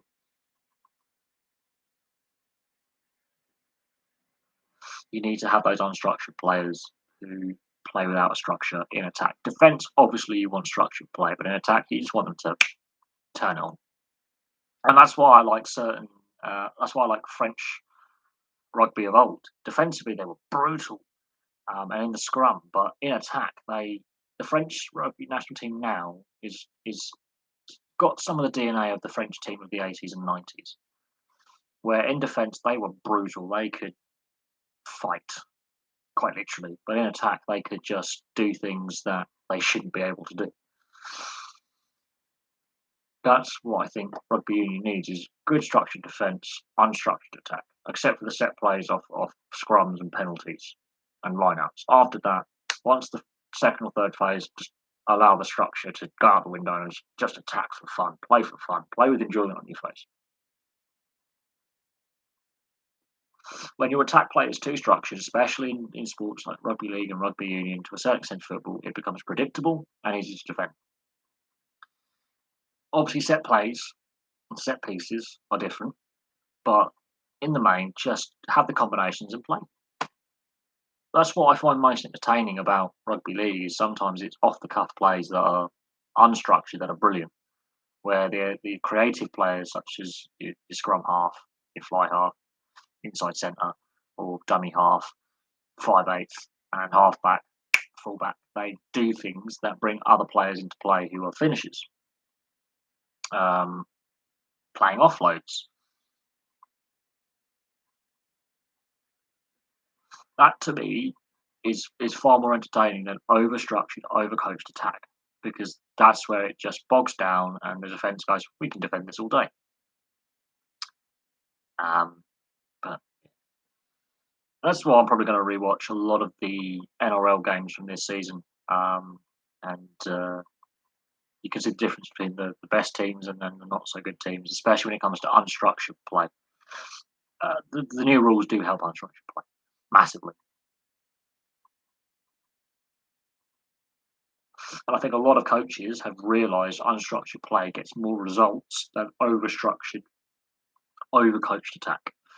Defence, obviously, you want to have your defensive responsibilities. Same with football. I noticed at the Euros, the unstructured, unexpected plays were the best. When you're trying to overdo it, overcoach, when you coach the flair out of players and stifle their creativity, it, it becomes predictable and easy to defend. You want to make the defenders move, especially the bigger defenders. You want to move them around and tire them out and create space.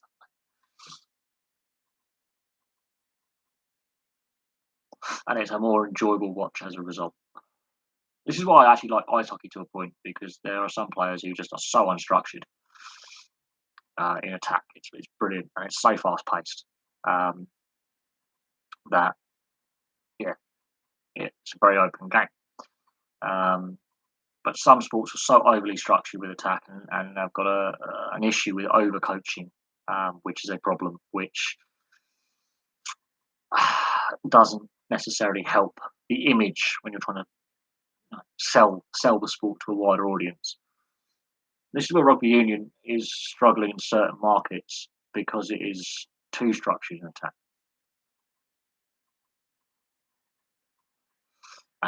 But yeah, it's a matter of personal opinion, I suppose. But an interesting topic, and yeah.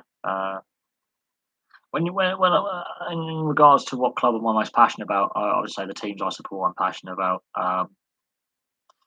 I'm more passionate about obviously certain leagues, um, but I still I love my NASCAR. Like people go, I'm British. I shouldn't love like a redneck sport. No, I like the road circuits, like the road courses, the actual circuits they go on outside of the ovals. I find them really a leveler. I love the fact it's wheel to wheel, and there's a lot of contact between cars, um, and they literally knock body panels off. And it's a far more enjoyable watch than F1. I'm not a big fan of single seater racing per se, unless it's a one make class like Formula Ford or Formula 3 or Formula 4, where it's a single make, single engine supplier, and it's down to driver skill because the chassis are all the same. Single make classes of motorsport are more fun. So the mini series, that's a full package for the British touring cars. The Genetic Juniors, that's fun because they're younger drivers, and they're under the FBA between the ages of 14 and 17, so they're just out of karting. That's body panels flying everywhere. And it's then down to driver skill when it's single make series. I do enjoy the V8 supercars in Australia. I enjoy the superbikes because that's a level playing field in a certain extent. Some teams have bigger budgets than others, but superbikes is quite fun to watch. Again, it's more down to rider skill than who's engineering nous. MotoGP not as much. Moto 3 I find enjoyable, and Moto 2 is more enjoyable because it is only a couple of manufacturers and a lot of riders. Motocross I find fun because obviously the conditions can just completely alter the outcome of the event. You might have a rider who's very good on dry conditions when it rains, struggles.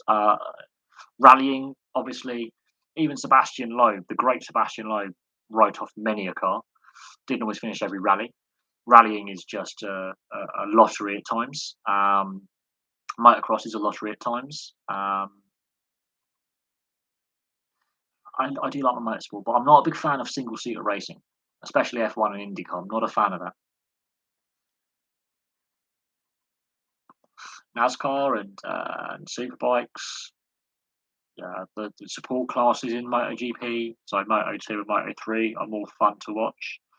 Um, the support classes in the superbikes, be it world, European, or British, touring cars I just love because the rules make it more even with the ballast rule and reverse grids, where they just mix it up.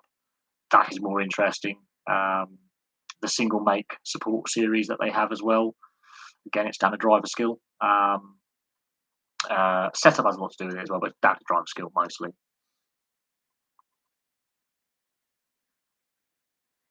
What teams do I support?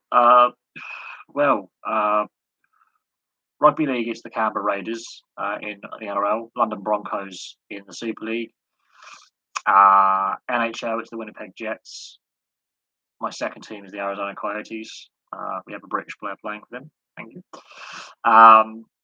Domestic hockey, obviously the Bracknell Bees are now playing in Slough. That's just the Bees Ice Hockey Club. Been going there since I was 3 years old, so I've got a lifelong affinity. I know a lot of the ex and current players. Um, I've got mates who played for them and played for the junior teams. Football is Blackburn Rovers. I've covered it. I've covered it. I think I've covered it.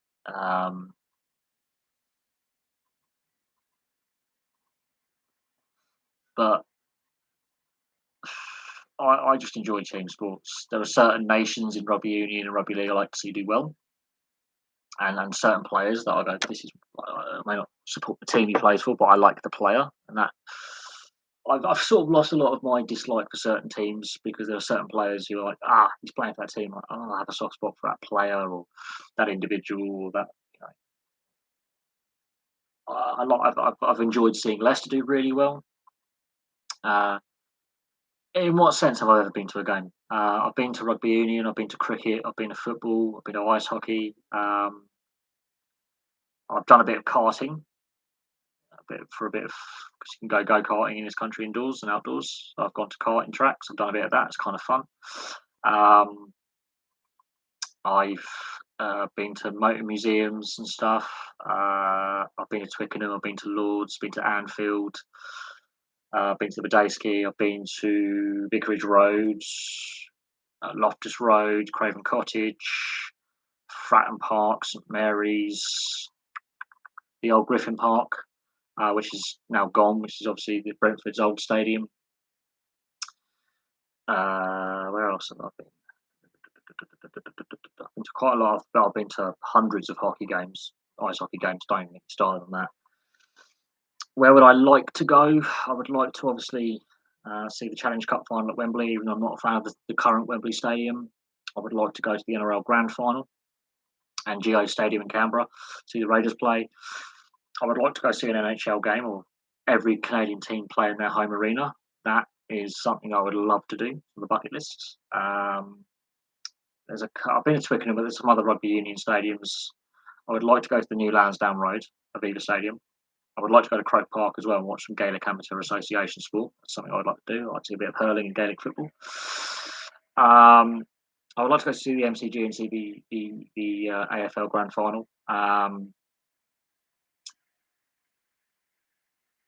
would like to go and see the Springboks play in South Africa. That's on the bucket list.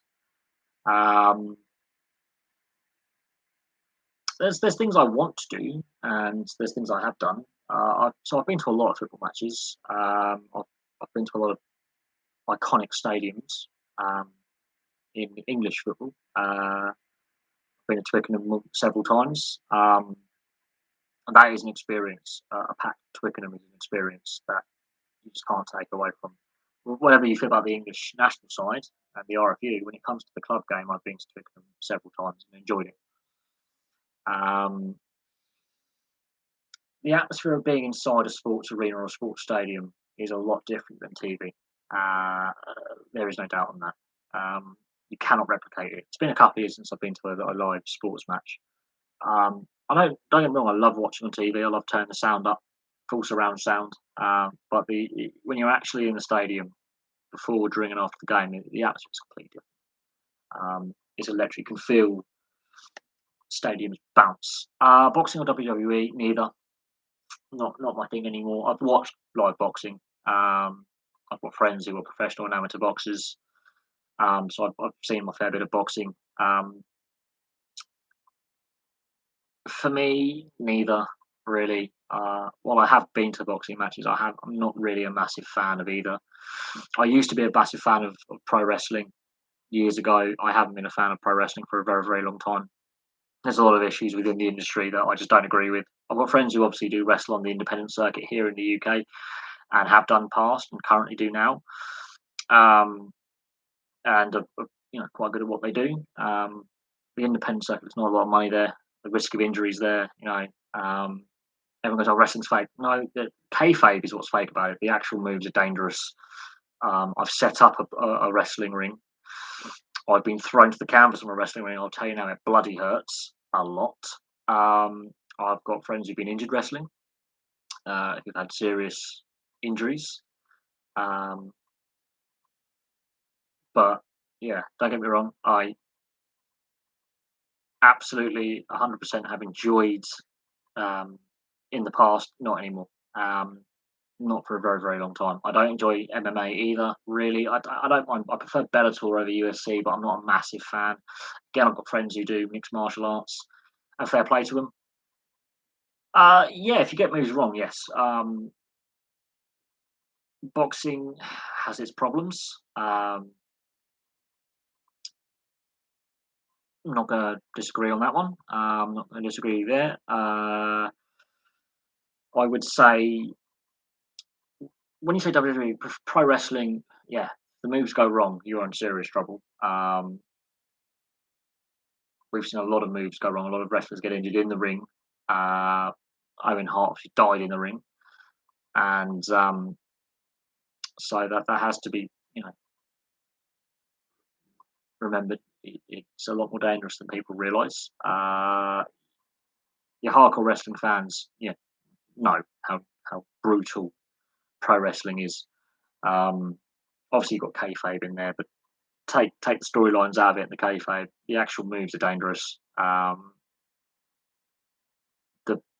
The brutality that they put their bodies through is, I wouldn't wish that on anyone really. The amount of training they have to do to make sure a fight ends safely, whilst entertaining the crowd. Don't get me wrong, I do enjoy it. It's a good. It's good. I do enjoy it. It's not religiously anymore. It's obviously there's a lot of negative press. There's a lot of issues with steroid abuse. A lot of current and ex wrestlers, dying young for a variety of reasons. What happens to Chris Benoit still is in the memory there. You know, three of my favourite wrestlers are now dead. All of them young. Eddie Guerrero, Chris Benoit, and China. They're all no longer with us. They all died before the age of 45. Two by suicide, one by sudden heart attack. So yeah, you have to remember that. Yeah, a lot of wrestlers unfortunately have passed away young. Other wrestlers more recently and ex-wrestlers have died young as well, younger than the average population. So do I agree with the World Cup being? No, I don't agree. I've never agreed with the Qatar World Cup. Even when it was announced all those years ago, I had reservations then. This is when I was young and naive. Obviously, the disruption to domestic league seasons is going to be a mess this time next year. When it's going to really cause a lot of problems. I'm not a big fan of where it's being held. We obviously know about the corrupt dealings getting the World Cup to Qatar. It should never have gone there. It's I don't know. Will I watch it? Most likely, yes. Of course, I will. I'll watch as many games as possible next year. Will I enjoy it as much as previous tournaments? Probably not. I'm not sure the quality of football is going to be great considering the conditions the players we're playing in. Um, the fact that it's at an unnatural time of year to play the tournament, that may be interesting to see how players adapt to that. We'll have. I don't. I'm not happy with where it's being played and the time of year it's being played. But long story short, it's international football. I'm going to watch it as much as possible, as many games as possible. I will try and watch as many games as possible next year. I'm just not happy with how it's, the issues behind, the host nation, human rights, issues with stadiums, what, how many fans will be allowed to go, the rules restricting alcohol sales, which may be a good thing, but the difference in the fact that it's a Muslim country, which is I've got nothing against, but European football fans notoriously known to be racist and violent. Um, how many fans are actually going to go? What the attendance is going to be like? Oh, look, if it was in England or Italy or Spain or Portugal or any European or even in North America or South America, of course, yeah, the atmosphere will be absolutely bananas, no doubt, no doubt. If it was in a European venue or North American, which will next World Cup after this one will be, or in South America, like no doubt, the atmosphere will be absolutely electric. I'm concerned about crowd numbers. I'm concerned about the quality of football we're going to see in regards to the conditions the players will be playing in. It's going to be very hot. Even in the Arabian winter, it's still going to be bloody hot. There's a reason why they're going to be scheduling it at that time of year. Plus, they're going to be scheduling most of the games to take place in the evening. Then it gets suddenly very, very cold.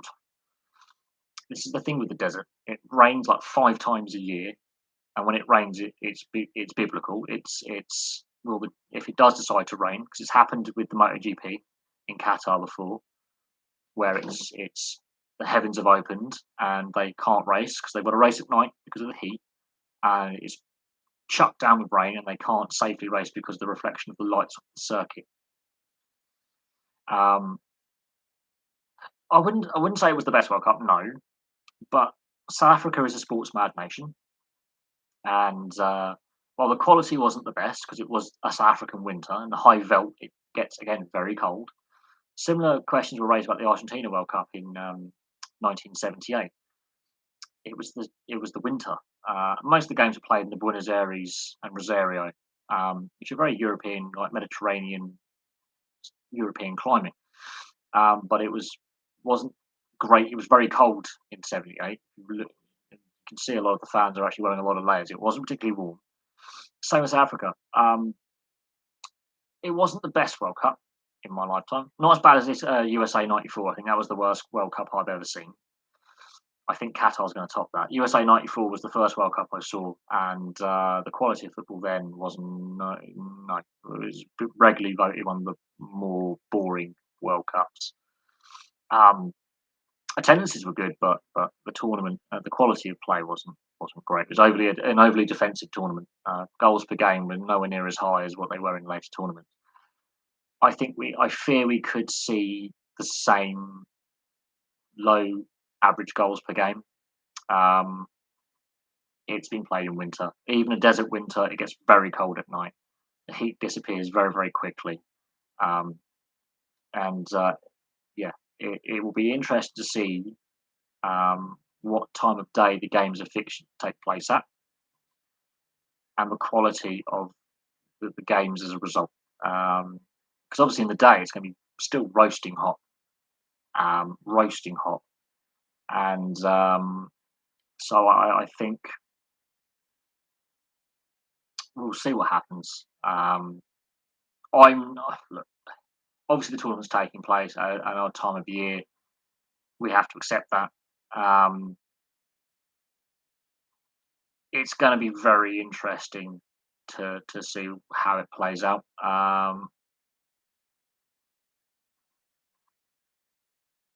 Uh, it's just going to be interesting to see how it plays out. In all honesty, it's going to be very interesting to see the quality of football on display considering it's been played at an odd time of year. Even the '78 World Cup in Argentina was played in the middle of the Southern Hemisphere winter, but the middle of the Northern Hemisphere summer. So it didn't disrupt domestic leagues, and the best players were available. Even in the South American, they went nuts for it. But it's, as I say, it's going to be very, very interesting to see what plays out. It's going to be very, very interesting, the quality that we see. I think the conditions are going to have a massive, massive impact on the quality of play that we see next year. Massive impact. And you do run the risk of having a random rainstorm that will just chuck down a month's worth of rain in an hour. And it only rains like four or five times a year in the desert. So it'll be very interesting to see what happens if it does rain, how that affects the playing surface, how that affects the drainage of pitches, and how the players adapt to the desert conditions. Because it's the same with Russia in 2018, the humidity, and the same with Brazil in 2014. The teams that dealt with the conditions the best went the furthest. Same with the Euros as well. Because the conditions were so varied across the whole continent, from Hampden Park all the way to Rome and Bucharest and Central Europe and Russia. The conditions varied from stadium to stadium, and that did have an impact on the teams that made the final. Oh yeah, 2006. I watched every game. I would argue that the World Cup in 2014 would match that. 2014 World Cup, very close. They were my two favourites. Obviously, France '98 is one that sticks in my mind because it was the second World Cup I watched, following on from Euro '96, which was a tournament I watched as well. That sticks in the memory. The 2002 World Cup, again, sticks in the memory because it was just a new event in Asia. It never been done in Asia before. Obviously, Africa's now had its first World Cup. It's the second World Cup in Asia, so it could be as good as the Japan-Korea World Cup in 2002. The thing is, there are so many unknowns with this tournament, and it's just there's just too many unknowns and a lot of concerns about it. And I do think the conditions are going to be very telling. How will training be impacted? Mexico in '70 and '86, the altitude became a problem. Watch the semi-final. If you can find full footage of the 1970 World Cup semi-final between West Germany and Italy, the altitude and the heat wiped the players out, which basically destroyed Italy for the World Cup final against Brazil. They were playing at high altitude, I think in Guadalajara, maybe the Aztec, I'm not quite sure, but they were playing at high altitude. And same with Brazil-England in the 1970 World Cup. Middle of the day, high altitude, two of the best teams on the planet going toe-to-toe. Obviously there are question marks over some of the games. There are allegations that some of the games were a little bit fixed, especially that Italy Korea game and the Spain Korea game were a bit suspect. Obviously, the best team won in the end in Brazil, but Germany, obviously, that was the basis for what became the 2006 and then the 2014 win, and then Germany's consistency. Germany is now a team in transition. Spain are a team in transition, but we'll see what happens next year. I think it's too early to predict who's going to win it. We may see the worst ever host nation in Qatar. Even this African team of 2010 would batter this Qatar host nation quite easily. And yes, Africa was weird because it was played in the South African winter, the high veld, with some altitude in there. There was some altitude in there in some of the stadiums. Well, that's obviously the question of should they have won? Hindsight, the players they had available, a lot of should they have won? Could they have won? You could argue that about a lot of teams. Best team ever to win the World Cup was the Dutch team in the '70s, in '74 and '78. You could argue, they should have won both those finals, and they were more than capable of doing it. But too much emphasis on on superstars, not enough on winning under pressure. Um, they so yeah. Um, Croatia, another good team that has never won a World Cup. Um, I think their time has now passed. With the current group of players they've got, I think they had a good group of players coming through at the same time, and now that Croatia team, that group of players has passed. Um,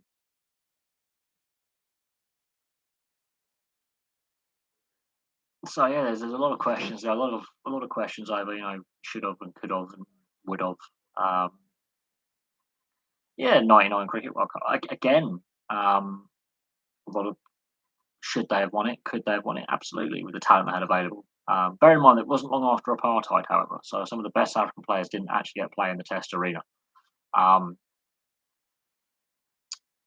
but again, you could say, how they didn't win it, God knows. They just didn't perform on the day, or they didn't perform when they should have, when it mattered. Um, but they had some superstar players. But look how long it took England to win a cricket World Cup, and New Zealand have lost every final they played in. When will New Zealand win a cricket World Cup? They've won everything else in cricket. Um, the All Blacks went for a lengthy period between '91 and 2011 where they fell apart in Rugby World Cups. They got to finals, they got to semi-finals, and they fell apart. Um, so again, like with a win percentage of 75%, I think the All Blacks have had in the professional era since 1995. I think it's near as, and it could be as high as 85% now. You would think they would win every World Cup. They don't, um, because they've been known to crumble under pressure in key time. Um, and when you're on a 4-year cycle, you might be brilliant for 3 of those 4 years and peak a year too soon. And then it comes to the World Cup and then you fall apart. And with this England side, football wise, semi final and now final, they are due, I think, to take that next step. But now it's down to the tactics of the coach. I think the players have now got that feeling that we can get to a final. It's now whether they can win the thing. Because this is an opportunity. They have a window. I think they've got a couple more tournaments before that window shuts, and they have to win soon.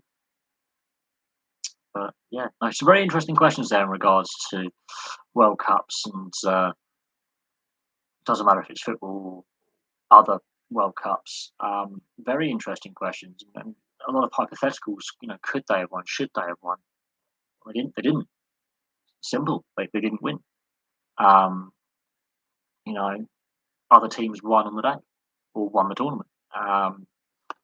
So it when you're posing those questions and you're asking the questions like, well, this team should have won. It's like, well, they didn't, and then you have to break down the reasons why they didn't. And it's when the former players or the players involved give interviews and say, what happened during that tournament, why they fell short, why it didn't work out.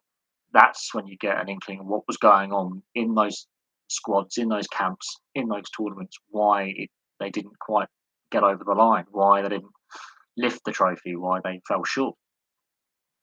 And a lot of it was they were a very young side, for example, with England at the Euros. They were a very, very young team for average age.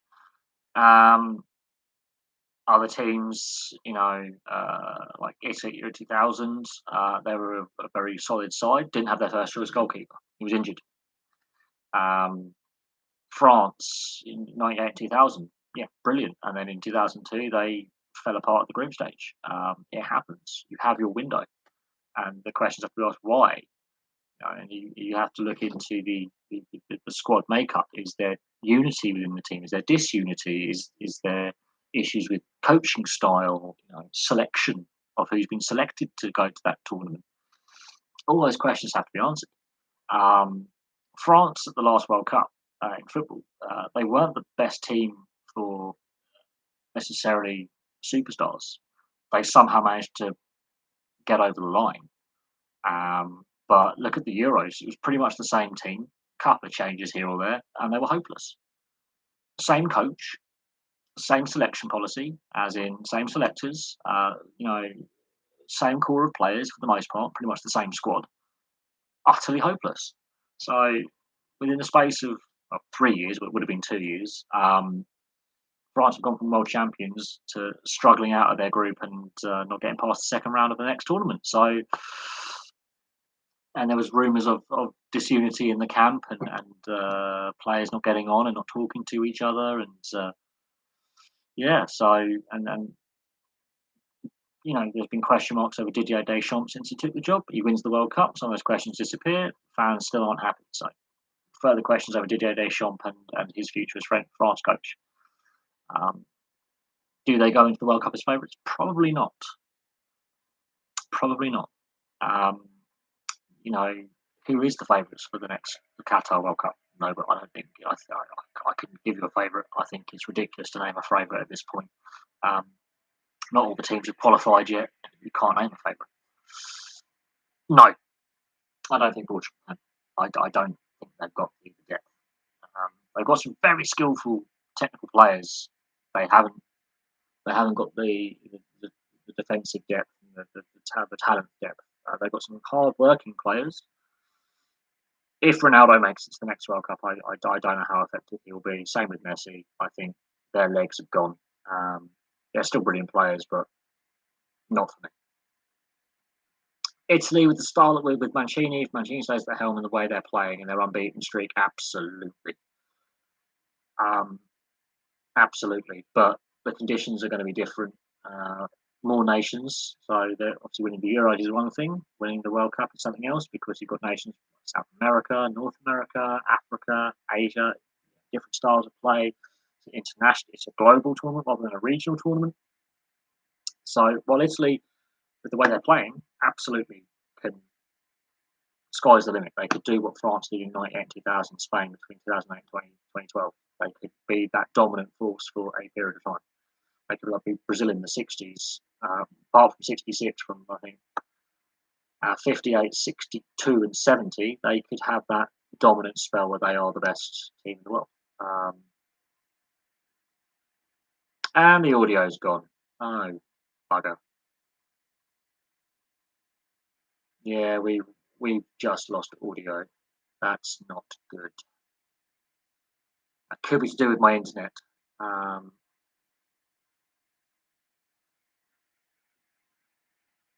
That could also be due to you, because I think other people can hear, but we have had audio issues in the past. I'm unmuted. I think you might need to unmute. Yeah, Italy could win the next Euros. They could. No, I think it's you, because no one else is complaining. We've had no problems up to this point. No, you do. Check your sound card.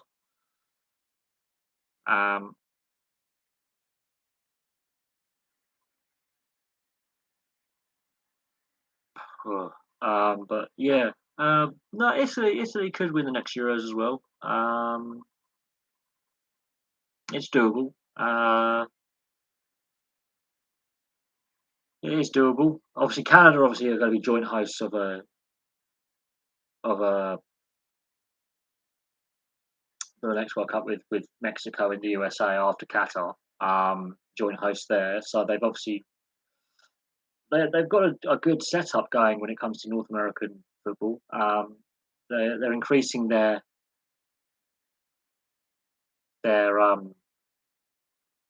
depth. They've also got several professional teams in the MLS. They've got a lot of players playing in the MLS and some players playing there, playing in Europe. Sorry, Italy have obviously won tournaments. Belgium haven't. There's your answer. For me, Italy is better. They've managed to win on the biggest stage. Belgium have crumbled under pressure in pressure situations. And I'm not sold on them defensively. But Belgium got the talent, can't get it. They can't get over the line. They may be well ranked in the world rankings, they can't produce it when it matters in big games. They go missing. Um, Simple, really. Um, they have been known to choke. Um, they come up short. They have the talent. They have some of the world's best players. I wouldn't say Belgium are bottlers. I think their window is closing. I think this is their last chance with the group of players they have to to to um, to win a tournament. Um, if they don't win this World Cup, I think that's their window closing with the group of players they've got. They're a production line. They're a talent factory. But the domestic game in Belgium is a mess. No, it really is. Nowhere near as competitive as what it used to be. And yeah, like this guy can just go away. Absolutely, I'm done with this. Bye bye. God, we have a troll. Um, I think they have some of the best players right now in the European game, but I don't know. Roberto Martinez is not a bad manager. I like his style of play that he wants his teams to play. The problem is, well, yeah, he won the FA Cup with Wigan. Defensively, his teams are very open, and that is an issue. Attacking wise, Belgium can do it. Defensively, I'm not sold on them at all. I wasn't sold on them in the Euros. They had some real wobbly spells where they just looked all over the place defensively. They've lost a bit without Vincent Company in the back four. Obviously, De Bruyne and that midfield, Hazards, are brilliant players, but injuries plague them. They've got some great strikers. Lukaku and Benteke will physically bully defenders. They will physically fight for the ball, but it's the fact that you know, yeah, but under pressure situations they have cracked, and defensively, I'm just not sold on Belgium at all. Um, but they can't get over the line. You know, they've gone missing in the odd game, which has cost them. They've underachieved. I think is a better way. Not bottlers. I think they've just underachieved as a nation when it comes to football. They had a good spell in the 80s where they were a very good side as well. They had some great players in the 80s and early 90s. Went for a very lean spell. And in the last 5-6 years, they've reappeared as a force, and they regularly rank in the top five in the world. And you can question FIFA as well rankings and the coefficient and how they work out. At one point, the USA were ranked fourth in the world. I don't know how that happened. So they always ranked very, very highly. But then, yeah, tournament football is different to qualification football, and that's where I think Belgium come up short. Their domestic game isn't the best. How they keep producing this talent, though. Um, other big leagues scout these Belgian players, and they've got some great players playing all over Europe, um, and playing at top clubs and top leagues. But when it comes to tournament football, much like Spain, no, I don't think France is number one. No, there's too much disunity in the French setup. The Euros proved that they didn't play very well. Nations League notwithstanding, that was a disastrous Euros. And there were times during the World Cup they weren't convincing either. A couple of years ago, yes, they've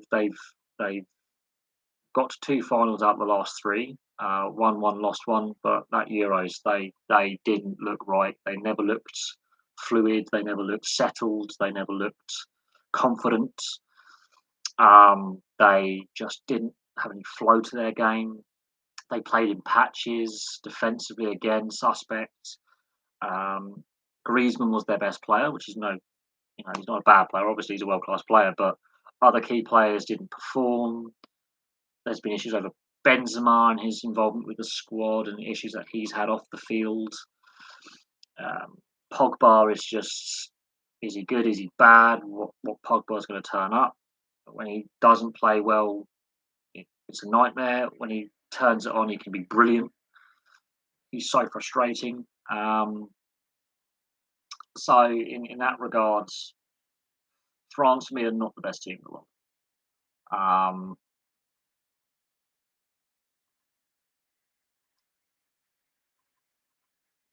They're just not. I think that there's too many egos in that squad. They're not singing from a unified hymn sheet in the sense they're not going from the same game plan. There's too much division within the team, which is a historical problem for the French.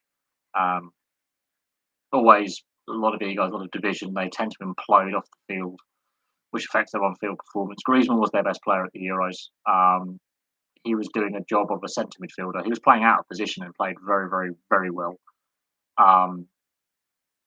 Mbappe didn't have a shot on target in the entire tournament. And there were rumours that Mbappe wasn't happy with some of his teammates. So, yeah, I mean, look, for me, I don't think the French are the best team in the world. They're certainly not the best team in Europe. On a one-off game, absolutely, they can win a one-off game. Tournament football, as things currently stand, I think they've gone backwards.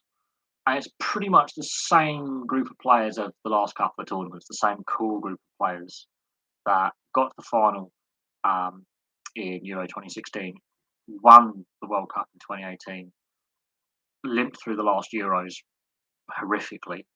It's the same core group of players with a few additions and subtractions, but there's something not right about that French squad. There's clearly issues within that team and that setup. I'm not sure Deschamps is necessarily getting the best out of that team. I think he's overcoaching them a little bit. He's playing a lot of players out of position where they're not suited to the roles they're doing.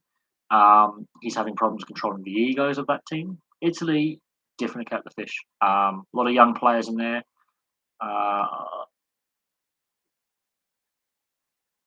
Oh, absolutely. The Italians. They're look at the amount of squads, the amount of Serie A teams that they chose players from, including the non-Serie A teams as well. But look at the Serie A teams. About 7 or 8 Serie A squads they chose from.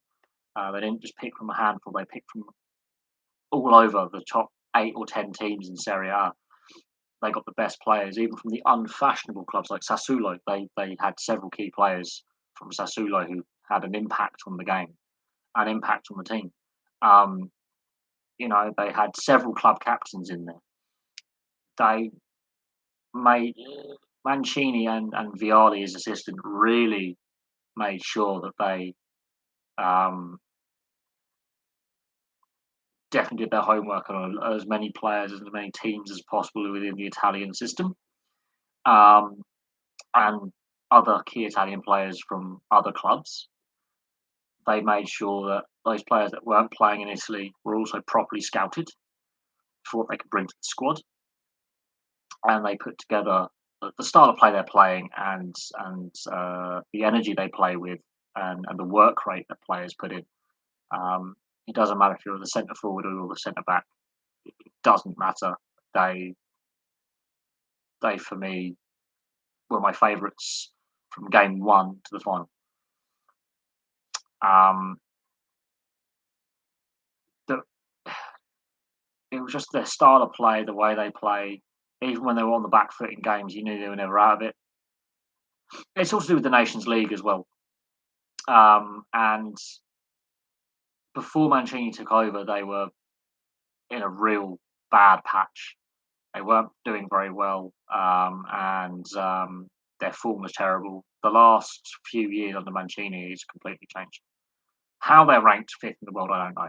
With their unbeaten streak is completely beyond me. I have no idea how they are ranked fifth. I don't know how. Again, I don't know how FIFA work out the rankings. To be honest, I think it's bizarre how the USA going into I don't know if it was the 2014 World Cup. I think yeah, it was the 2014 World Cup. They were ranked fourth in the world. Don't get me wrong, the USA played very well at that tournament. Um, Fourth in the world, really? Look at the quality of opposition they're playing against. You take Mexico out of that, and some of the Central American teams like Costa Rica and Mexico, and to essentially Canada, the rivalry just between the nations, because that's just tune up. Because Canada and USA, when it comes to any sport, rugby union, football, rugby league, different kettle of fish. You take out a couple of nations from the Gold Cup, basically. Jamaica and Trinidad have been to World Cups before. Costa Rica are solid. They're a decent outfit. Mexico obviously just regularly qualify for the World Cup. Very good. Mexico has always had good football players. But you take out like nations like they're playing at Honduras are a pretty solid, not outstanding side, but you got like some of the Caribbean nations have got a population of like 30,000 people, and they're playing against them in the Gold Cup and their qualification zone, and then they didn't qualify for the 2018 World Cup. Yeah, yeah. You got to look at the strength of opposition in how they do the rankings. I don't think people do that. No, Mexico are not good. They have some world class players that play for Mexico. They play a very interesting hybrid style of play, known as Volpe ball. Yeah, Ricardo de la Volpe, their former coach, has got a style of play that other coaches, including I think Mancini to a certain extent, and some of the South American coaches have copied. Which has Volpe ball is what it's called. Really interesting style of play. Ricardo Della Volpe, check out his style of how he sets his teams up. Bear in mind, he's a World Cup winner with Argentina in '78. He was one of the goalkeepers there, so he was in part of a winning squad. So he knows what it takes to win a World Cup because he's been involved in a World Cup win. But Ricardo Della Volpe, just check out his teams and how they play. Mexico play a very interesting hybrid style, and they've got some brilliant players who played for them over the years. The US, I wouldn't say, are average. They've got some very good players, and the MLS is a much stronger competition now than what it was back in the mid '90s when it was set up. It's come on leaps and bounds. It's still not, I don't think, on the same level as the top European leagues, but the quality of play and the growth of the game in North America and the growth of the MLS, because there's still new teams, they're growing the game massively over there. I've watched a few MLS games on TV. It's a good watch. It's not a bad quality of play, and the quality is improving. But when the USA were ranked fourth in going to the 2014 World Cup, I was absolutely just at a loss to what to make of that. How FIFA work out their world rankings is ridiculous. The USA were on a very long winning streak at that point. That goes in their favour, but the quality of opposition they were playing against should count against. But yeah, Jamaica and Trinidad are pretty solid outfits when it comes to football in the Caribbean, and obviously Costa Rica and Mexico and Honduras, obviously being pretty solid when it comes to Central American football. But North and Central America aren't on the same level as South America, not even close. Only a handful of nations are really World Cup worthy. I'll call it that. Honduras and Mexico always qualify for the World Cup these days. Mexico, I think, have never missed a World Cup. They always qualify, and they on their day will hammer the US. The US had a purple patch where they were dominating alongside Mexico the North and Central American qualifying and competitions. But look, I mean, the US does obviously have the population to do it and the growing player base and fan base to do it. The game is growing massively over there. They're going to be hosting a World Cup in 5 years' time. alongside Canada and Mexico as triple hosts. So they've got the foundations in place, but missing the last World Cup was a sign that things weren't going well, and they become very lax and complacent in regards to their position within things. They became very lax and complacent, um, and they were found out. Can they win a World Cup? That remains to be seen. I think it will happen at some point. Will it happen in the next couple of World Cups? Probably not. But we don't know what's going to happen in Qatar. I mean, yeah, obviously, can we please not go to Qatar? I think every sensible fan has been saying that from the day that was unveiled as the 2022 World Cup. For over a decade, we've been saying, please, God, no. Uh, and unfortunately, we haven't listened. But, that was. Do I think England will beat Italy? Look, that Euros final, Italy were on the ropes in the first half. England, I think Southgate made some tactical blunders with some of his substitutions. And England could have been 3-0 up at half time. Italy paced themselves and deservedly got the equaliser and won the penalty shootout. That's how close that game was. It could have gone either way. I do think, either side can beat each other. There's a reason why they were both in that final, and the reason why that final went extra time and penalties. I think Italy are the better side, but on their day, England can win. Absolutely, there is no debate there. I think it's a very close, drawn thing, but I think out of every 10 games, Italy would win 6. I think there's a 60% chance Italy win. There could be a couple of draws in there. I mean, if that was a group stage game, that's a 1-1 draw. So, in 90 minutes, if it's a group stage game,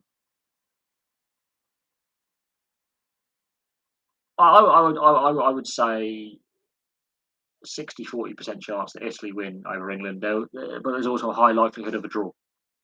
I think Italy are more likely to win the game. England have a lesser chance of winning a one-off game, and there's a high probability of a draw. I think Italy are just that little bit further ahead with the players that they've got. The fact they're choosing from unfashionable clubs, whereas England are, for whatever reason, there's some great English players playing in other Premier League clubs that aren't fashionable, as I would call it, one of the big 6. No Leicester players, for example, or I think only a handful of Leicester players are in that squad, which is bizarre. They just won the FA Cup and we're going to go on and win the Community Shield and finished 5th. Ward Prowse not going was befuddling to me. The lack of midfield depth was a head scratcher. Playing players out of position, playing players when they don't fully fit.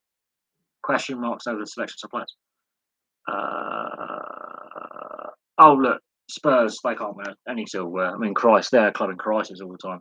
I wouldn't even call Arsenal one of the big 6 anymore, because look at them, they're in a mess as well. I mean, yes, they won 3 FA Cups in the last few years, but they're not the team they were under Wenger. It just shows how good Wenger was. And the same with Ferguson with Man United. Those 2 managers really got teams over the line that other managers wouldn't have won silverware. Ferguson and Wenger performed miracles with teams they shouldn't have. And yeah, Arsenal were just very stagnant the last few years under Wenger, but he still managed to get a couple more FA Cups out of them to become one of the most successful managers of all time and the most successful manager in FA Cup history. Tottenham Tottenham is just a head scratcher for me where they're at, and I'm not sure they're going to win a trophy anytime soon. Their off season was a disaster. Their hunt for a new manager was a disaster. Their form after they sacked Mourinho was a disaster. The Harry Kane saga was a disaster. The fact that every single player bought with the Gareth Bale money is left. Their stadium rebuild cost them a lot of money, over budget, was late, and hampered their digging into the transfer market. They didn't make a single player signing for 18 months, which has obviously led to the situation they're in now. I think on last season's form, Inter would, not Juventus. I think Juventus have got some problems. They're not the team they were. But Serie A is becoming more competitive again, which is good to see. I think quite a few of those Serie A teams in the top half of the table will definitely be competitive in the Premier League. But to say would they be top four, top six, you're trying to compare different styles of play and different depth levels of play. There's more professional clubs in England than Italy, but Italy has a rich history when it comes to club football. Yes, Juventus are the most successful Italian side and the most popular for fan base. But Atalanta, Inter, resurgent AC Milan, Roma, Lazio, Sassuolo. There's some other teams now that are challenging Juventus, and it's become more competitive, more fun as a result to look at the Italian league again.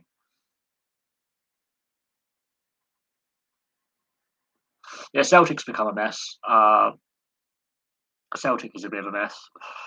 They've got problems. They're not the force they were. They've got issues off the field. The manager they've got, I don't think is a European level manager for European leagues. They're yeah. I think Celtic may not finish in the top two. And the fact that St Johnstone won the cup double really gave the old firm the what for, which I think is a positive. It's a good sign for Scottish football that St Johnstone did the League Cup and the FA Cup double in Scotland.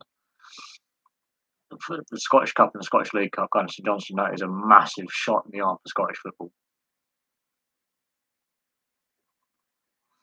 But I think Celtic are. But people say, "Oh, Rangers and Celtic should go in the Premier League."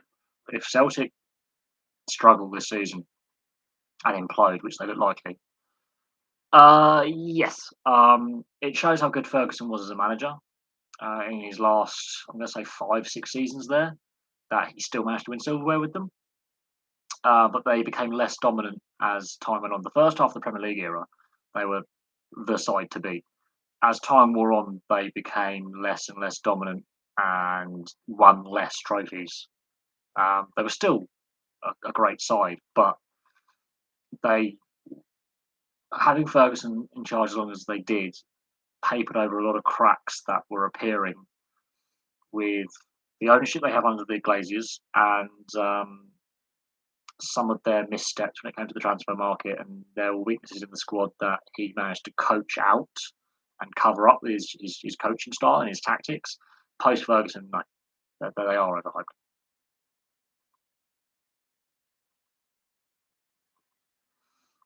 They're lacking something in midfield and defensively. I'm not sold on them. There's too many errors in that defence.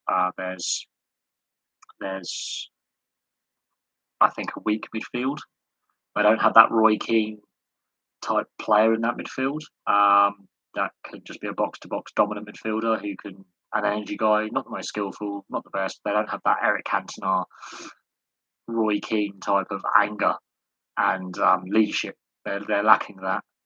Um, they're lacking that grizzled veteran or veterans. They need a couple of grizzled vets.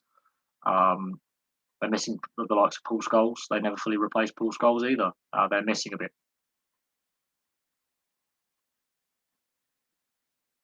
They're definitely not the side they were.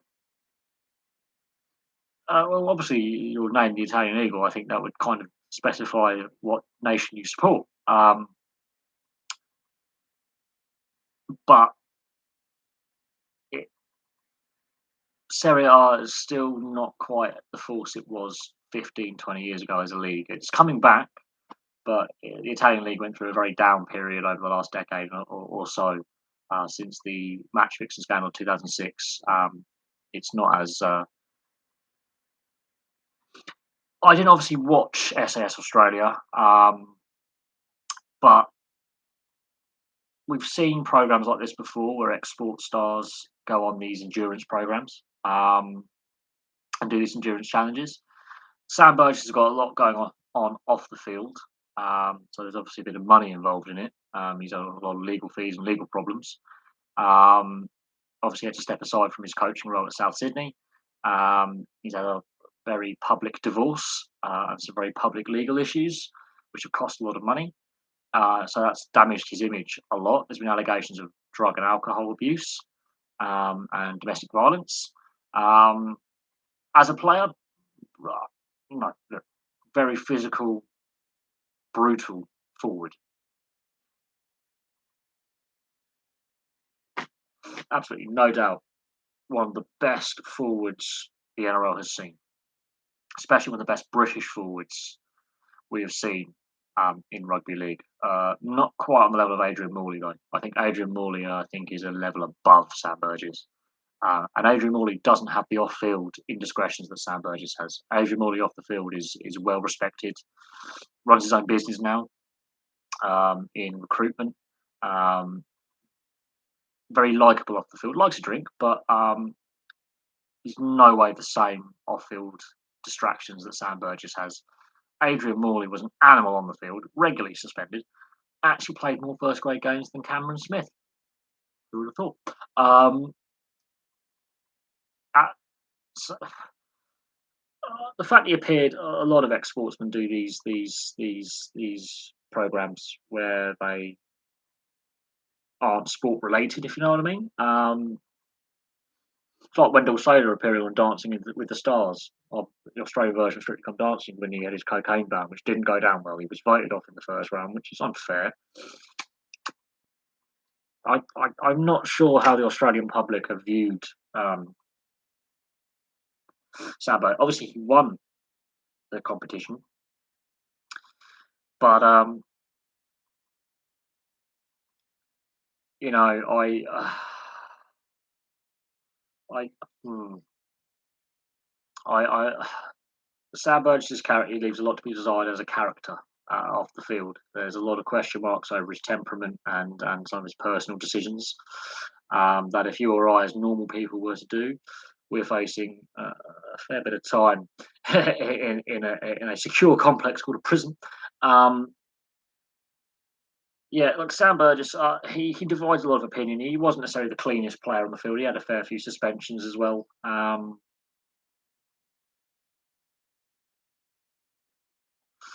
If I was to pick my all time starting 13 with four interchange forwards plus 18th man, yes, I would have Sam Burgess in the team. I wouldn't make him captain. I would have him as a starter. I wouldn't have him off the bench. I'd have him alongside Adrian Morley in the front row. I'd have him as a prop rather than as a second row. But for me, Adrian Morley, if we're talking about animals on the field who are gentlemen off it, there's a complete difference. Adrian Morley never sought the limelight, even when he was over in the NRL and Super League. He never had question marks over his character off the field. Basically, he's a role model off the field. I've seen him interviewed. Listened to some of his interviews. Adrian Morley is a complete opposite to Sam Burgess. On the field, very similar in style of play, physicality, brutality at times. Bit of foul play in there. Obviously, Adrian Morley had a fair few suspensions, but he there, there is a difference. Same with James Graham. I think James Graham off the field is very humble, very well spoken. He's opinionated. I would have James Graham and Adrian Morley over Sam Burgess any day of the week. That's personal opinion. I'm not even contesting that. Just what they bring off the field as well for calm maturity. On the field, they were animals. There's no doubt on the field they were physical, brutal, intimidating. But off the field, complete opposite to Sam Burgess. Much more humble. Much more down to earth. Average blokes. Now I don't drink anymore or anything like that, but James Graham is a very thoughtful, insightful pundit these days. He's very thoughtful and insightful. He does have his opinions over certain things, and he said, "Look, yeah, I've got certain things. Yeah, I've created a bit of criticism, and I may have got things wrong with some of my statements, and that's in regards to concussion player welfare. but he was allowed to have that opinion. I think he was right to air what he said in relations to the concussion debate and all that. But when it comes to seeing them interviewed compared to Sam Burgess, they come across as far more far more relaxed. Oh no, James Graham. You got to understand he's got his Scouse, his Liverpudlian English accent, which is a bit sometimes difficult for Australians to get their head around. But the fact you met him like as an average, just an average bloke, having a obviously wagga the wagger, on his downtime, being just an average guy, you know, approachable, friendly, funny, obviously. And seeing him interviewed, he's very thoughtful. He's very intelligent. He knows, you know, his stuff when it comes to the game. But he's also very, very forthright in when players misbehave off the field. He takes a dim view of it. Same, I think, with Adrian Morley. I think when players get caught misbehaving and do silly things, they've been very forthright in saying that's just dumb. It doesn't help grow the sport globally. It damages the image. Italy or USA, who's better at motor racing? It depends on what motor racing we're talking about. I think that's what you're talking about is racing when you're talking about motorsport. Italy, obviously, I mean, look, the home of the supercar, the home of the superbike when it comes to Enfield car. I mean, look at the motorcycle and car industries in Italy. You've got Alfa Romeo, Ferrari, Maserati, Lamborghini, Ducati, MV Augusta, Cagiva, Aprilia. I'm trying to think what I've missed out. Even Fiat have got a racing history. Yes, Fiat have a racing history. The US, they've had some great racers in both bikes and cars. They've had world champions in both bikes and cars in various disciplines. But I think Italy is that bit ahead.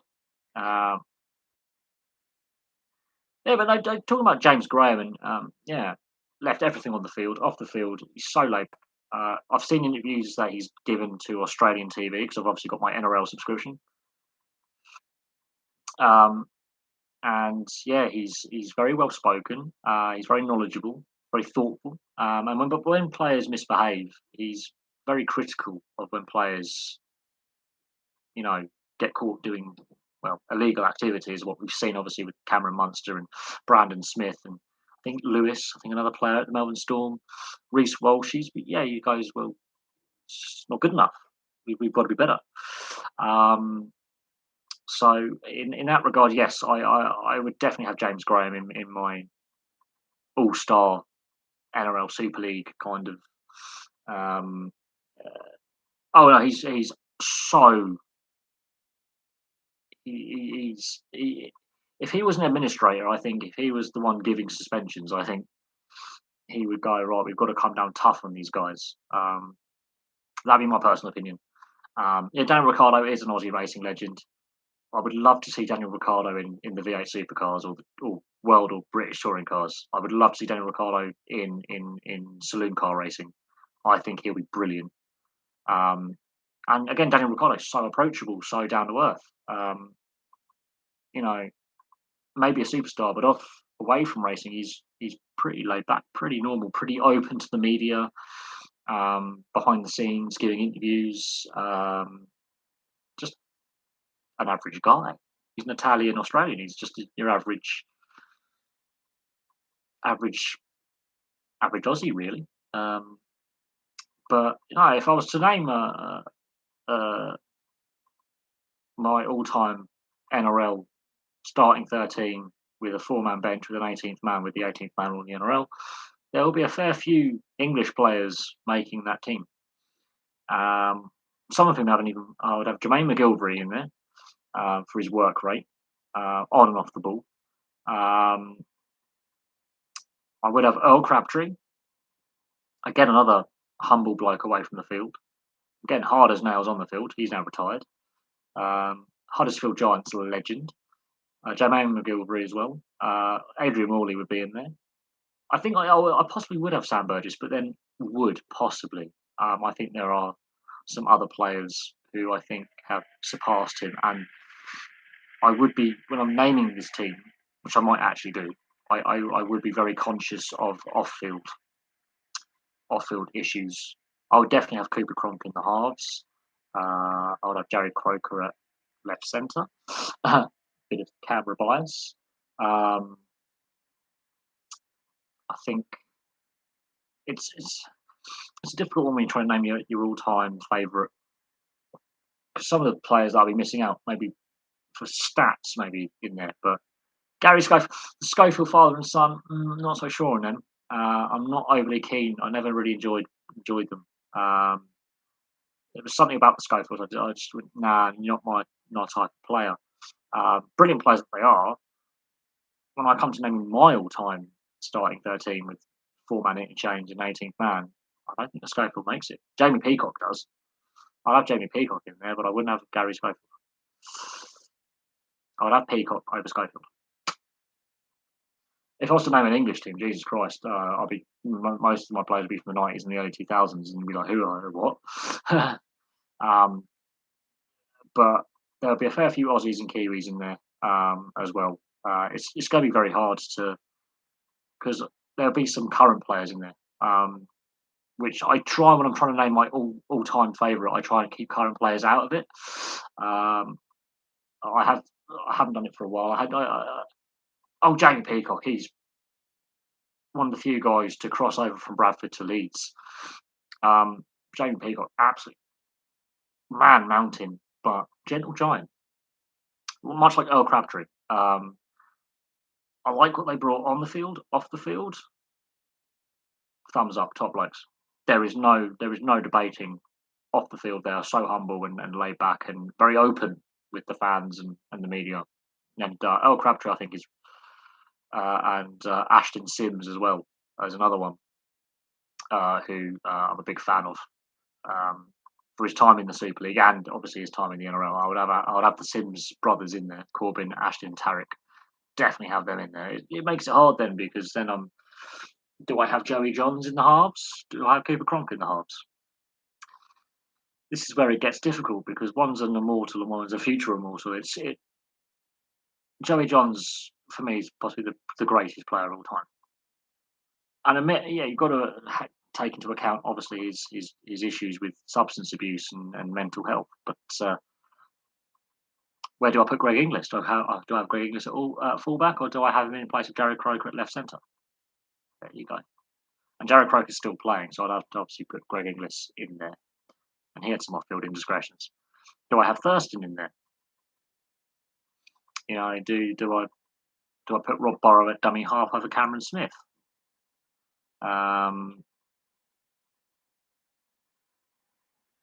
you know, it gets difficult. It does get. Uh, you know, I'll definitely have Nathan Hindmarsh in there somewhere in my forward pack. Do I play him off the bench? This is where it gets almost impossible. This is where it gets almost impossible. Do I put Nathan Hindmarsh in the team? Hindy. You know, do I have both? Do I have both the Johns brothers? Do I have Matt and Joey? The '97 grand final winning halfback combination. Like this is where like choosing a team is almost impossible because I'll be missing someone out who like on another day I'll have that guy.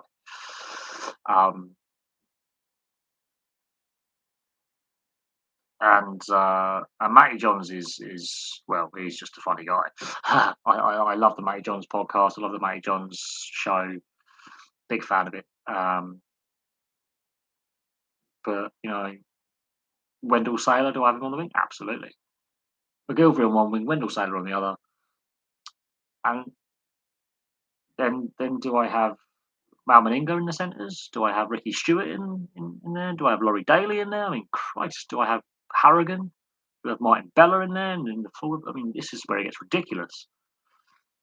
You know, do I have the King in there? I mean, this is where Wally Lewis. This is where it gets utterly ridiculous and damn near impossible to actually even put my favourite team together. It really does. You know,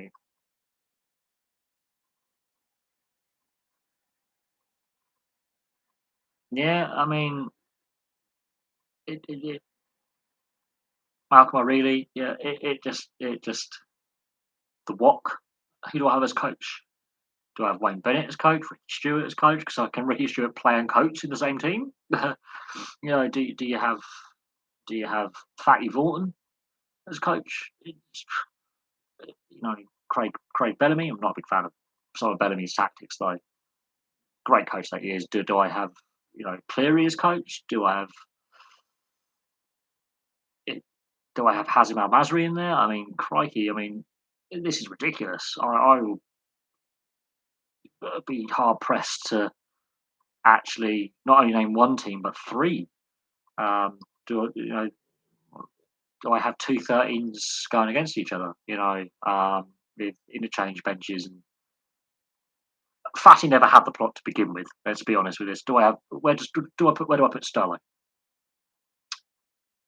This is where it gets utterly ridiculous now. Um, where does Peter Sterling go? Do I have Mal Meninga as coach or as a player?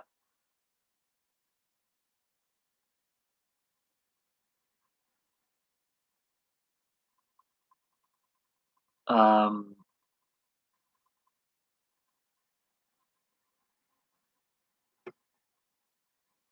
this is where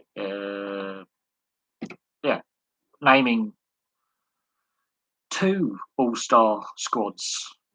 Team one and team two. I mean, then I could do all-time Queensland versus all-time New South Wales. It just where do I put the Morris twins? You know, do I have all the Sims brothers in there? I mean, admittedly, Tarek and Corbyn are still playing, but where do I put them? Do I have Sam Friday? I do. I did see the NRL has got the Redcliffe Dolphins as the 17th team in 2 years' time. I did see that in my minute as coach. It'll be interesting to see what their first team actually looks like when they actually name players. How many players from the Queensland Cup side do they promote to the starting lineup? How many current NRL and Super League players do they sign? What that first squad looks like in 2023? What the team looks like in 2 years' time? It'd be really, or a year and a half's time. It'd be really interesting to see what team takes the field in March 2023 after the trial matches. It'll be really interesting who they sign, who commits to them. How many of their development players from that corner of southeast Queensland make the grade as well. It'll be really interesting what team they put together and who's the captain. Who's going to be the starting halfback, starting hooker, the fullback, the wingers, the front row. I mean, it'll be interesting to see what team they put together. It's going to be interesting. But with rumours with the Super League having money issues and wanting to possibly contract, we could see an exodus of some top British talent and Kiwi and Aussie talent as playing over here in the UK back to the NRL. We could see some more British players and possibly some French players as well migrate to fill out the talent gap that's going to be there. There's to fill out the quality level because there's some really good players playing in the Super League. But the quality level isn't as good in the Super League as compared to the NRL. So it'll be interesting to see what team they put together, who they sign. Obviously, there's rumours about Cameron Munster and Brandon Smith and issues with them at Melbourne and their contracts being up in time for this expansion team. They both said that they'd be happy to play elsewhere. There's a lot of talent coming through the ranks of all these various clubs that won't necessarily make it in the team they're in the system for, but could obviously get signed by the Dolphins. And when do we get an 18th team to even out the league? So each team doesn't have two bye weekends basically. So it'll be interesting. Anyway, I'm gonna get going because I've obviously got to get an early night. I've got to be up in 9-10 hours, 11 maybe, 9-10 hours. I've got to be up for work. It's already 6:15 my time, so I've got to be up early in the morning. But thank you very much for all your questions. Really appreciate it. It's been good seeing you, Outdated Farm Equipment. It's been a while since I've seen you on the channel. As always, you always come up with some really good questions, and your knowledge on rugby league is second to none. But yeah, thank you very much for all your time. Really appreciate it, and I'll have some more videos for you very, very soon.